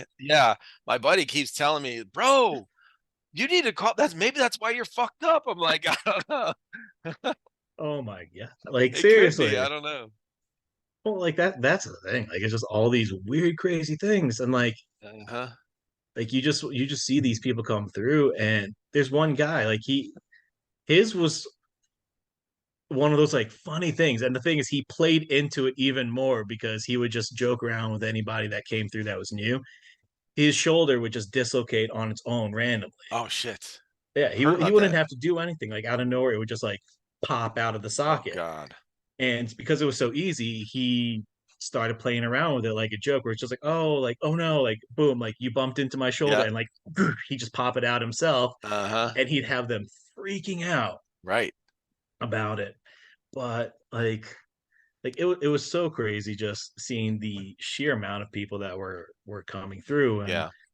like that was actually where we're just having a random late night talk about spirit animals. Oh, okay. And so there we all are, and I'm just like like I'm not really paying attention. I'm just like in my bunk, just like hanging out, listening to them, and so they're just like, oh, like what about Mike? Like, what's his spirit animal and stuff? And so they just like unanimous decision for some reason, unanimous decision. Oh, he's a panda. Like very clearly, he's a panda. And I'm Yeah. just like, what are you talking about? Like, why am I a panda? So then over the next couple of months, like anytime I would just be doing something normal, I just be like eating, putting food in my mouth, and just like, see, you're a panda. It's like, what are you talking about? Like you're doing the same thing as me, dummy. Why aren't you a Yeah. panda? Like, no, no, no, no. Clearly I'm a marsupial. You're Yeah, you're not a eating panda at leaves or all. something. What are you doing? Eating leaves? What are you Yeah. doing? So like, Eating bamboo? What are the... mm-hmm. So like, oh, sorry about that. That's my kid over Oh there. no, no problem, dude. But they just kept it going, and then I finally got my full discharge papers and everything, and I had a decision to make. Would I go back to New York, where for the most part my family is, but there wasn't exactly like what I wanted, or like not the life I wanted back in Hmm. New York. But my wife, she actually ended up finding an apartment. She was making good money at her job and everything, able to live on her own. And she was just like, well, you know, we're a serious couple. Why don't we just start living together? Which was super awkward because even like the landlords there were like talking about like, oh yeah, like this is great for family units and everything. Like you got a family, right? Like, and once again, here it is, like heavy Mormon Utah, where it's just like, here we are, unmarried, Yeah, yeah. about to live together. Sinner. Yep, exactly. Oh my God. Like, and I'm just like, dude, like we can like skate past that part, right? Like they Oh, don't dude, need to I grew up. know. I mean, my parents, it was a common phrase for my mom, to hear my mom and her friends talking like church stuff, talking about, and they weren't like really judgmental. They didn't, Yeah. they weren't mean. They were just, as they're talking, like, oh yeah, they're living in sin, but maybe, one day we're praying for them, that kind of thing. Like when they talk Hmm. about some people in the church where their kids were, adults, like Right. 19, 20, they're out of high school, they're in college, whatever, and they're living together with their girlfriend. They're living in sin, but you'd hear that phrase all the time, dude. Yep. Or heathen. Yeah, heathen, bro, for real. Yep. Oh No, yeah, my family was Catholic too growing up, so heathen was the big one, or sinner. right. So Yeah. like I just completely get that. And then of course coming here to Utah right after, where I'm meeting her family for the first time and everything. Okay. But her parents, I'm telling you, they're like the nicest people. Yeah. Like flat out accepted me from the get-go, Hmm. even knowing I wasn't Mormon or Right. had any real plans to. And, Yeah. I'm thinking about, very seriously asking to marry her. And so I'm meeting her dad for like I think the first or second time, and it's at the family dinner table. And he sits me down and he starts having a talk with me, and he's just saying like, you seem like a good guy. Like we love how our daughter talks about you. You make her smile. We're very happy. And he just comes right out and says it like, we'd love it if you joined our family. Like you can marry her. And I'm just like, that took a huge weight off my chest. Right. Oh my God, that's awesome. But funnily enough, it was Christmas around that same time, and one of my Christmas gifts was she actually bought me my ring. Oh shit. Yeah, like like there we are sitting around, and I open up a box, and there's this black tungsten ring about getting married, and I'm just like, well, she beat me to it. Great. Like, Oh my God, that's funny. Okay. yeah. Like I had gotten her like a little bit of like a promise, like pre-engagement ring when she came Gotcha. out to see me when I was still in, and Yeah, it was yeah. like a 25-cent Walmart ring. Yeah. Like we were out like just on a pass, and we went to a Walmart, and we had joked previously before about how like we want to like it didn't matter how rich or poor we were. Like what matters is our love for each other, Yeah. Being and like together. we yeah, and we take anything. So I figured, okay, like here we are just waiting for the taxi. Like, oh, I forgot something in the store. So I ran back inside because I saw the vending machine. Yeah. I had a couple quarters, pop it in, I put it in there, and I just get one of the rings. And like I really wish to God, like I remember what I had said, but I took it back with us to the hotel room, and I know that we were in there, and the only line that I can remember that I said was like, hold on to this till I can get you something better. Mm-hmm. And like, like we pretty much stayed together. Like I think it's been like she's signing at me Don't right now. don't get it messed up now. Well, I always say more years than we've actually been together. I'm like 13, 14 years. It's been 100, babe. Oh Like, shit. She's like, yeah. oh, thanks. It feels like 100 years. Yeah, in the best way possible. Yeah. But no, it's been 11. Okay. Okay. So, Yeah. yeah, but no, we've been together since, and like we came out here, moved to Utah and everything, and I just really wanted to get like find stuff to do, Sure. and here I am thinking like, well, it's Utah, like much more free gun laws, Oh yeah. and it's much more open space. So Uh-huh. airsoft's got to be a thing, right? Right. So there, there I am, of course, still buying from Airsoft GI, Mm-hmm. and you know, I start talking to her about Airsoft, and she's like half and half in it at that point. She's Yeah. nervous and everything. Okay. Okay. Like she hasn't. It's not like the foremost and like first thing on her mind. Yeah. But I'm just like, yeah, like I think it'd be really cool if like we could try playing this together.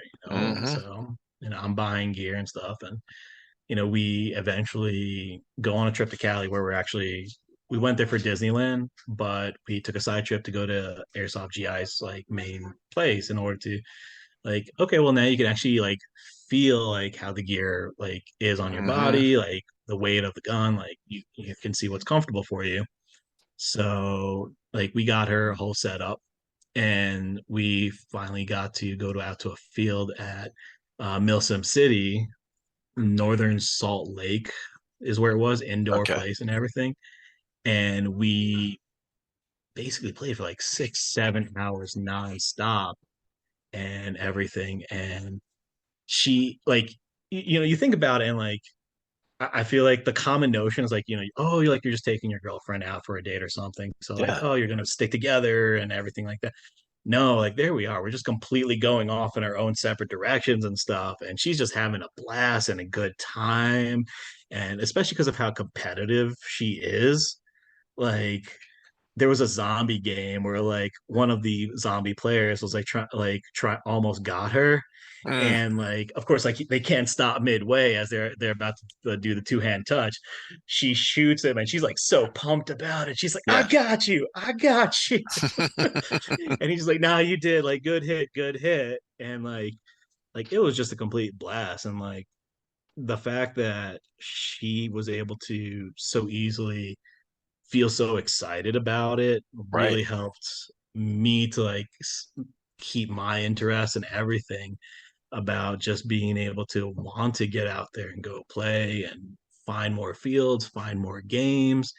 And honestly, like one of the biggest dreams that she has right now is actually she wants to try and open up like an indoor outdoor field here in Utah, like a Okay. more legitimate field Right. and everything. So like that's one of our like semi side projects that we are trying to build a business plan and everything around in order to Awesome. hopefully do, and so like we've like Well, you need to so there's I'll try to remember to send you these people a handful of people that I know.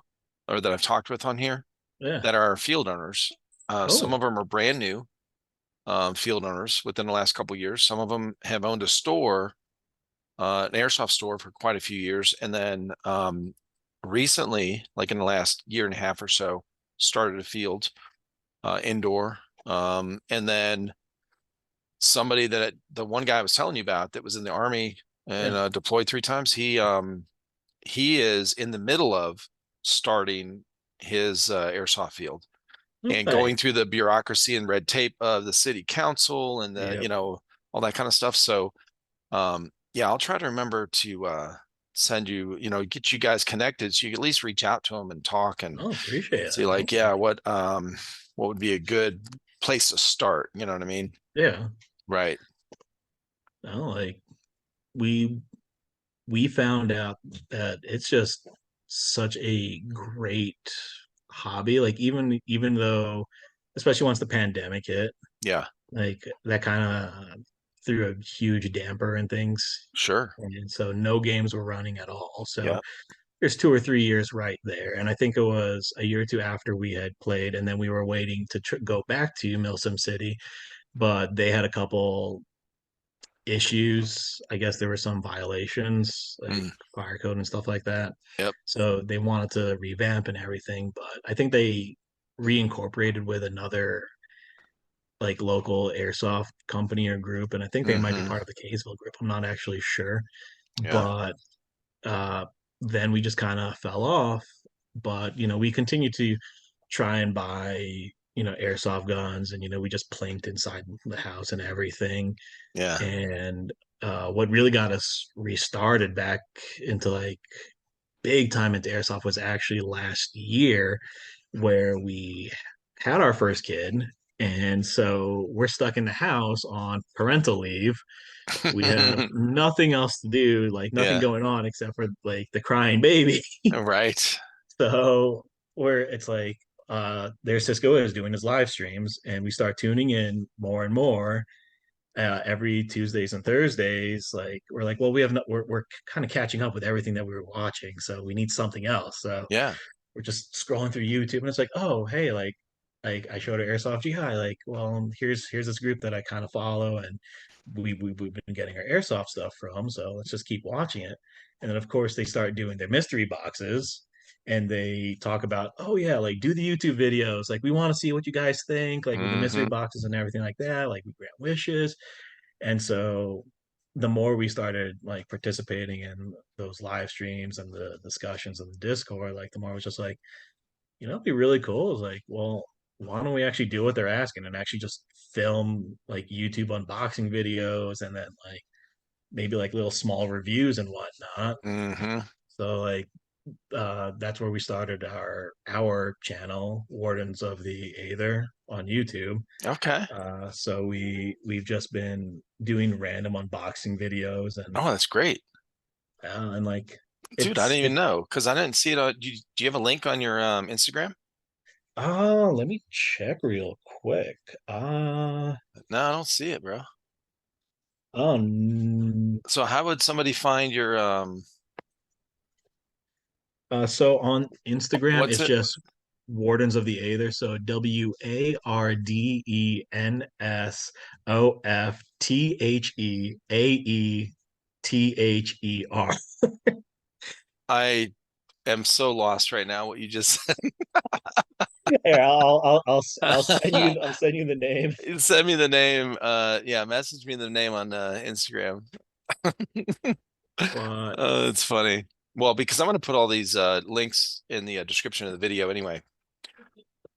So but that's that's cool. So that's it. what? So Yep. you guys started a YouTube channel, which I didn't even know about. That's really cool, man. I mean, that's how we Oh, sorry started. about that. He's being a little Oh, cranky right now. oh, no big deal. I can barely hear him. Yeah, Oh, yeah, no big deal. But yeah, that's how a lot of people, a lot of us started. Like, hey, I like these mystery boxes. Let's do something. oh yeah. Let's film it. So, yeah, that's cool, man. Well, and Now it you all. guys, oh, go Oh, ahead. sorry. Go ahead. You first. So you guys started a YouTube channel. So what's cool is you guys play airsoft together. You have a hobby that you can do together, which I'm gonna tell you, man, I've talked to a lot of people on this podcast. So Yeah. I've talked to a lot of airsofters. Oh I'm yeah. not bragging. I'm saying that because to say that in my experience in life, this is probably the uh biggest hobby that spouses share together. Like I've never seen a Nice. hobby, typically in a marriage or in a relationship, boyfriend, girlfriend, long term, whatever, they usually have their own thing that they do, Yeah. right? Oh yeah. Maybe they both play video games, but they play separate types of video games Yeah. or have separate groups of friends that they, kind of play with or do something with or hobbies. Guys will have like golf, bowling, whatever kind of stuff. Hmm. As an adult to have a hobby outside of work, it's you have a lot of options, but it's typically your spouse doesn't do it with you, right? Yeah. Airsoft, I've talked to so many people that do this together. It is No. awesome, man. It's so cool. Yeah. Like that's why even at BB Wars Operation Coastal Front, like there were actually like she was worried that she might be the only girl there. Yeah. But then we hit the field and like it's just like no, like you see everybody. And these aren't just like rental kits or anything or like some like, oh, here's a gun. Like, no, no, no. It's the full on Kitted out, bro. loadouts. Oh yeah. Yeah. Hmm. And I'm just like, this is awesome. Yeah. Like I'm glad, like, because like you said, like I feel like it's not something that's as well known or commonly thought of, like, oh Mm. yeah, like hey, take your spouse to play airsoft, take your girlfriend to play airsoft, Right. or a husband, and like, and you the two of you will be like a duo and everything like that. But like, no, like So we just the couple that yeah, they're a brand new couple. So I had Mr. OT, Mr. Off Topic. If you look him up on Instagram, I had him on by himself last year. I had him on the podcast. Found him online, like Instagram, where I found a lot of these people I've talked with. I'll find somebody through somebody else that I talked with, kind of thing, like this family tree. yeah. And so Mr. Off Topic I had on here last year. Well, then I had him on again not too long ago. Well, then I had um him. He met a girl recently. He reached out and said, "Hey, me and Dana want to do a podcast with you." I was like, "All right, cool." So we set it up. We did this a couple weeks ago, maybe 3 weeks ago. So on the podcast, they announced their engagement. Oh my gosh, Bro, I was that's like, awesome. yeah, it was awesome. I was like really honored. So it's been cool to see all these different Yeah, people and different couples that, so they actually, she's gone to some airsoft events with them. She's all in. She loves it, loves the community. Um, yeah, it's a special thing, man. It's that I've not seen before on the outside before I got into the airsoft community. yeah. Yeah. It's Oh like yeah. miniature wargaming. Yeah, for real.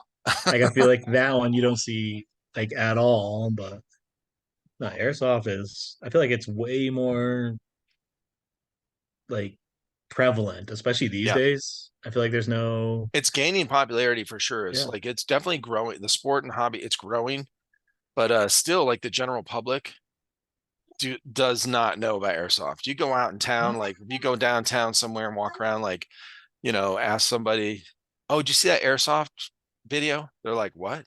A what?" exactly. Like No, they don't even know, bro. They're like, well, and everyone always says, "Well, it's like paintball," and they're like, "Oh, okay." You yeah. know, yeah. I mean, you bring up airsoft guns and like, oh, you like shooting people. I'm like, it's not like that. I mean, it is, but It it's is. not. No, Yeah, like like that's laser why tag, with BBs, exactly. right? Like, come on, don't you guys want to play like literally cops and robbers? Yeah, Like Operation Hardline was the first like big event that we went to, and that was I think I can't remember if it was 100 people or 150 people total, yeah, split between two teams of uh I can't remember what they called it, but it was basically cartel versus DEA. Sure. Oh yeah. Those are popular And too. Yeah. so we went for cartel because we were like, I don't really want to get any kind of like BDUs or multicam or anything like that. We'll just do civvy clothing, Yeah. whatever, and everything like Yeah. that. And Blue jean operator. Right. exactly. Uh-huh. So like that was just like so great, so much fun. And once again, like, it'd been so long since we got to play, but here we both are like just going off on our own and just kind of like exploring the field, having our own different stories to tell at the end of every game. It's just like, oh, Mm-hmm. like I went here, like, oh yeah, I was in this house. Right. Like there was actually one game where she got so like fed up with one of the players. Like he was trying to like basically command and lead everybody like, oh yeah, like we need to go here, like, oh, Yeah. let's like hunt this guy down, like because it was a they had a game scenario where you had to collect playing cards, Gotcha. like that confirm kill, I think is what they Okay. call it. Okay. So Gotcha. you hit a player, you have to collect the card, you get the point. Uh-huh. Yep. And the one of the field rules was, here is the limits of the field, but because we only have this many like refs, Uh-huh. we can only monitor this much. So if you guys wanted to end up and like I said, this was in a ghost town, so it's the middle of nowhere. Oh, geez. If if you guys ended up walking 2 miles south Yeah. to play this game, we can't stop you. But you signed this waiver saying you're on your Yep. own. Yep. So one guy, he's got his sniper rifle, and he's just trying to hit our side from literally like way outside of the edge of the fields. And so this guy who I can't hear, like I think we called him, sorry, but like we called him Fred for some reason. Okay.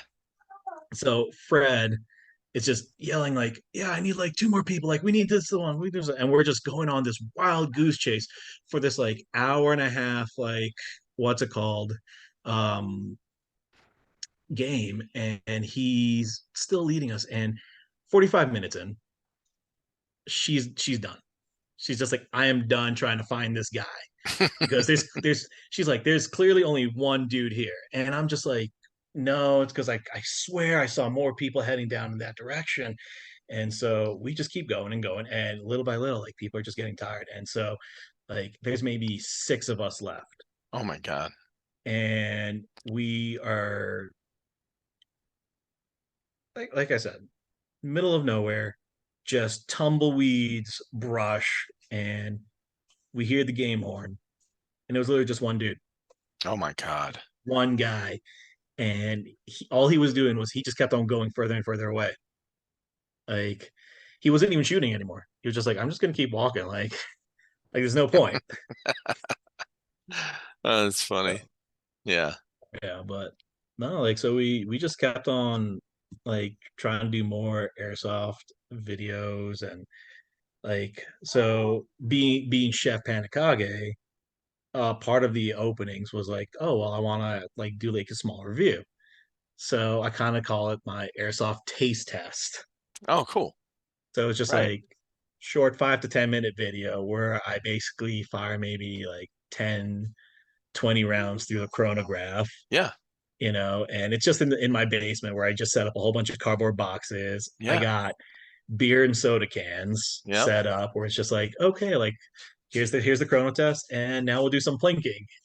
Mm-hmm. And it's just like small little videos like that. And then I just tell people like, oh well, this is how it feels. And oddly enough, I don't know how this started, but I apparently smelled one of the guns I got in an unboxing video, and some people commented on that. Yeah. And so the next video, they're just like, hey, you didn't smell this one. Uh, So I just like started trying to do that. And like now, like every time it's like I have to remember to smell it. oh, that's funny. And man, like the funny thing, the funniest thing I find is these airsoft guns do have a smell to them. Well, sure. I mean, plastic, rubber, like polymer. Like, I worked in plastic plants for 20 years. So you open a box with it smells like oil, basically, it smells like plastic. It's and that No, you know I mean, like I got one that smelled like Hatch chilies. I think you were hungry that day, bro. Okay. Maybe, like I don't know. Like I think that was on my most recent video too. That was Cisco. He was handling your gun with food on his hands when he put it in there. That's what it is. Hey, you never know. Like especially with the when they dropped the MGC4, their community gun that Hmm. they did with Lantern Tactical. Like we were lucky enough that we got to be one of the. Sorry about that, but oh, but we were lucky enough to be one of the first people to actually get um, pre-orders on it. So Okay. we were able to be, I think, the first ones that they had actually shipped out. Nice. And so there we are opening up, doing an unboxing video for it. And I, of course, have to do the smell test. And I kid you not, like this thing smelled spicy. Oh, Like it was like some kind of sriracha mayo or whatever. And I'm just like, okay, like, is this an actual thing? Like, did you guys actually, like, you said you were going to do something special? Like, maybe you did more than just sign the gun. Like, you actually like got some sriracha spicy mayo on there. oh, that's funny. That's my new But, favorite, by the way. I sent my daughter a picture of this bottle of sriracha mayo or uh, mayo. So my oldest daughter lives in Utah, actually, right by out just outside of Salt Lake City. So oh, she went in nice. the after high school, she went in the Air Force for 4 years. Met her husband, who was in the Air Force for 4 years as well. They met there, um, got together. They both got out. He got a job at Salt Lake City Airport, and so that they live out there. Well, anyway, so uh, she, as a teenager, she loves sriracha, and I didn't like it like regular sriracha because it's a little too garlicky. Okay, yeah, And I no, grew I I maybe I got tired of it when I was growing up because we had it in so much of our got food, food. Yep. But so anyway, just like I don't know, 3 months ago or something, my wife brings home this. She went to the store. She brings home this like sriracha mayo, and I'm like, what? What is this stuff? She's like, oh, I thought you might want to try it, or something like that. So I tried it, and oh my god, I was hooked on it, bro. Right. Um, so I sent a picture of it to my daughter, and I was like, this is my new favorite, and I still love it. I still love it. I just put it on all kind of stuff. Have you tried it on like a like salmon? No, that sounds good though. That Like sounds really good. we were super bored one day and they were so I don't know if you know Airsoft GI's personality Boaz. Yeah, Bodas. Yeah, Yeah, I've seen him so on the videos. apparently he's known as like the Glizzy King or something. Okay, So like hot dogs and everything. right, right. I've So seen I'm that. just thinking to myself like, well, okay, like what if I wanted to try different types of glizzies? Uh-huh. So I ended up getting some salmon from work, and it was like king salmon or something like that. It was on sale and everything. So I get that. I like basically just poach it in like some olive oil. And there's this, I can't remember what the brand is, but it's basically like a brioche like roll, like hot dog roll. Okay. So it's like super buttery and everything. So it's already split topped. So just toasted that, like crumbled up the salmon a little bit, and then I topped that with the sriracha mayo, and it was like heaven. That sounds amazing. Like I've wanted to keep doing that again whenever there's a sale, and I'm just like, come Oh on, when yeah. is it coming back? Oh, that sounds awesome. Yeah, I Yeah. definitely have to try that. No, I put sriracha mayo on like pretty much anything my wife cooks. So like meat and potatoes, I'll put it on there. Hmm. She's like, why do you but and I have hot sauce too, like regular hot sauce. Yeah. But I love the flavor of it and the spiciness. But yeah, dude, it's good. No, it's smooth. Like It is smooth. it's It is. like it's not killing your tongue, I feel like. Uh-uh. That's the good thing. Right. Yeah, listen, man. It's been awesome talking with you. Yeah, No, that's really cool. likewise. Yeah, dude. I'm really glad we got to meet. Uh So tell everybody where they can find your Instagram and the name of your YouTube channel again. And of course, I'll have these links Yep. on the description when this comes out. So you can find me on Instagram at Chef Panda Kage. And whereas the like brand Instagram, I guess, is Wardens of the Aether, which is the same thing as our YouTube channel, Wardens of the Aether. Yep. Awesome. Yeah. Well, I appreciate your time, man. Thank you so much for hanging out tonight. And this will come out Likewise. Wednesday. Yep. So we No, have thank you. I release all of our podcasts Monday, Wednesday, or I release one Monday, Wednesday, and Friday every week at 9 a.m. Okay. Eastern time. So, and this is on YouTube, Rumble, Spotify video, and Oh then of wow. course all of the audio apps. So any podcast app Awesome. you use, you can find these podcasts. Okay. So hell yeah, man. Awesome. No, Well, I of appreciate you. course. And Thank you you so guys much for have a having good me night. on. Yeah, you too. Absolutely.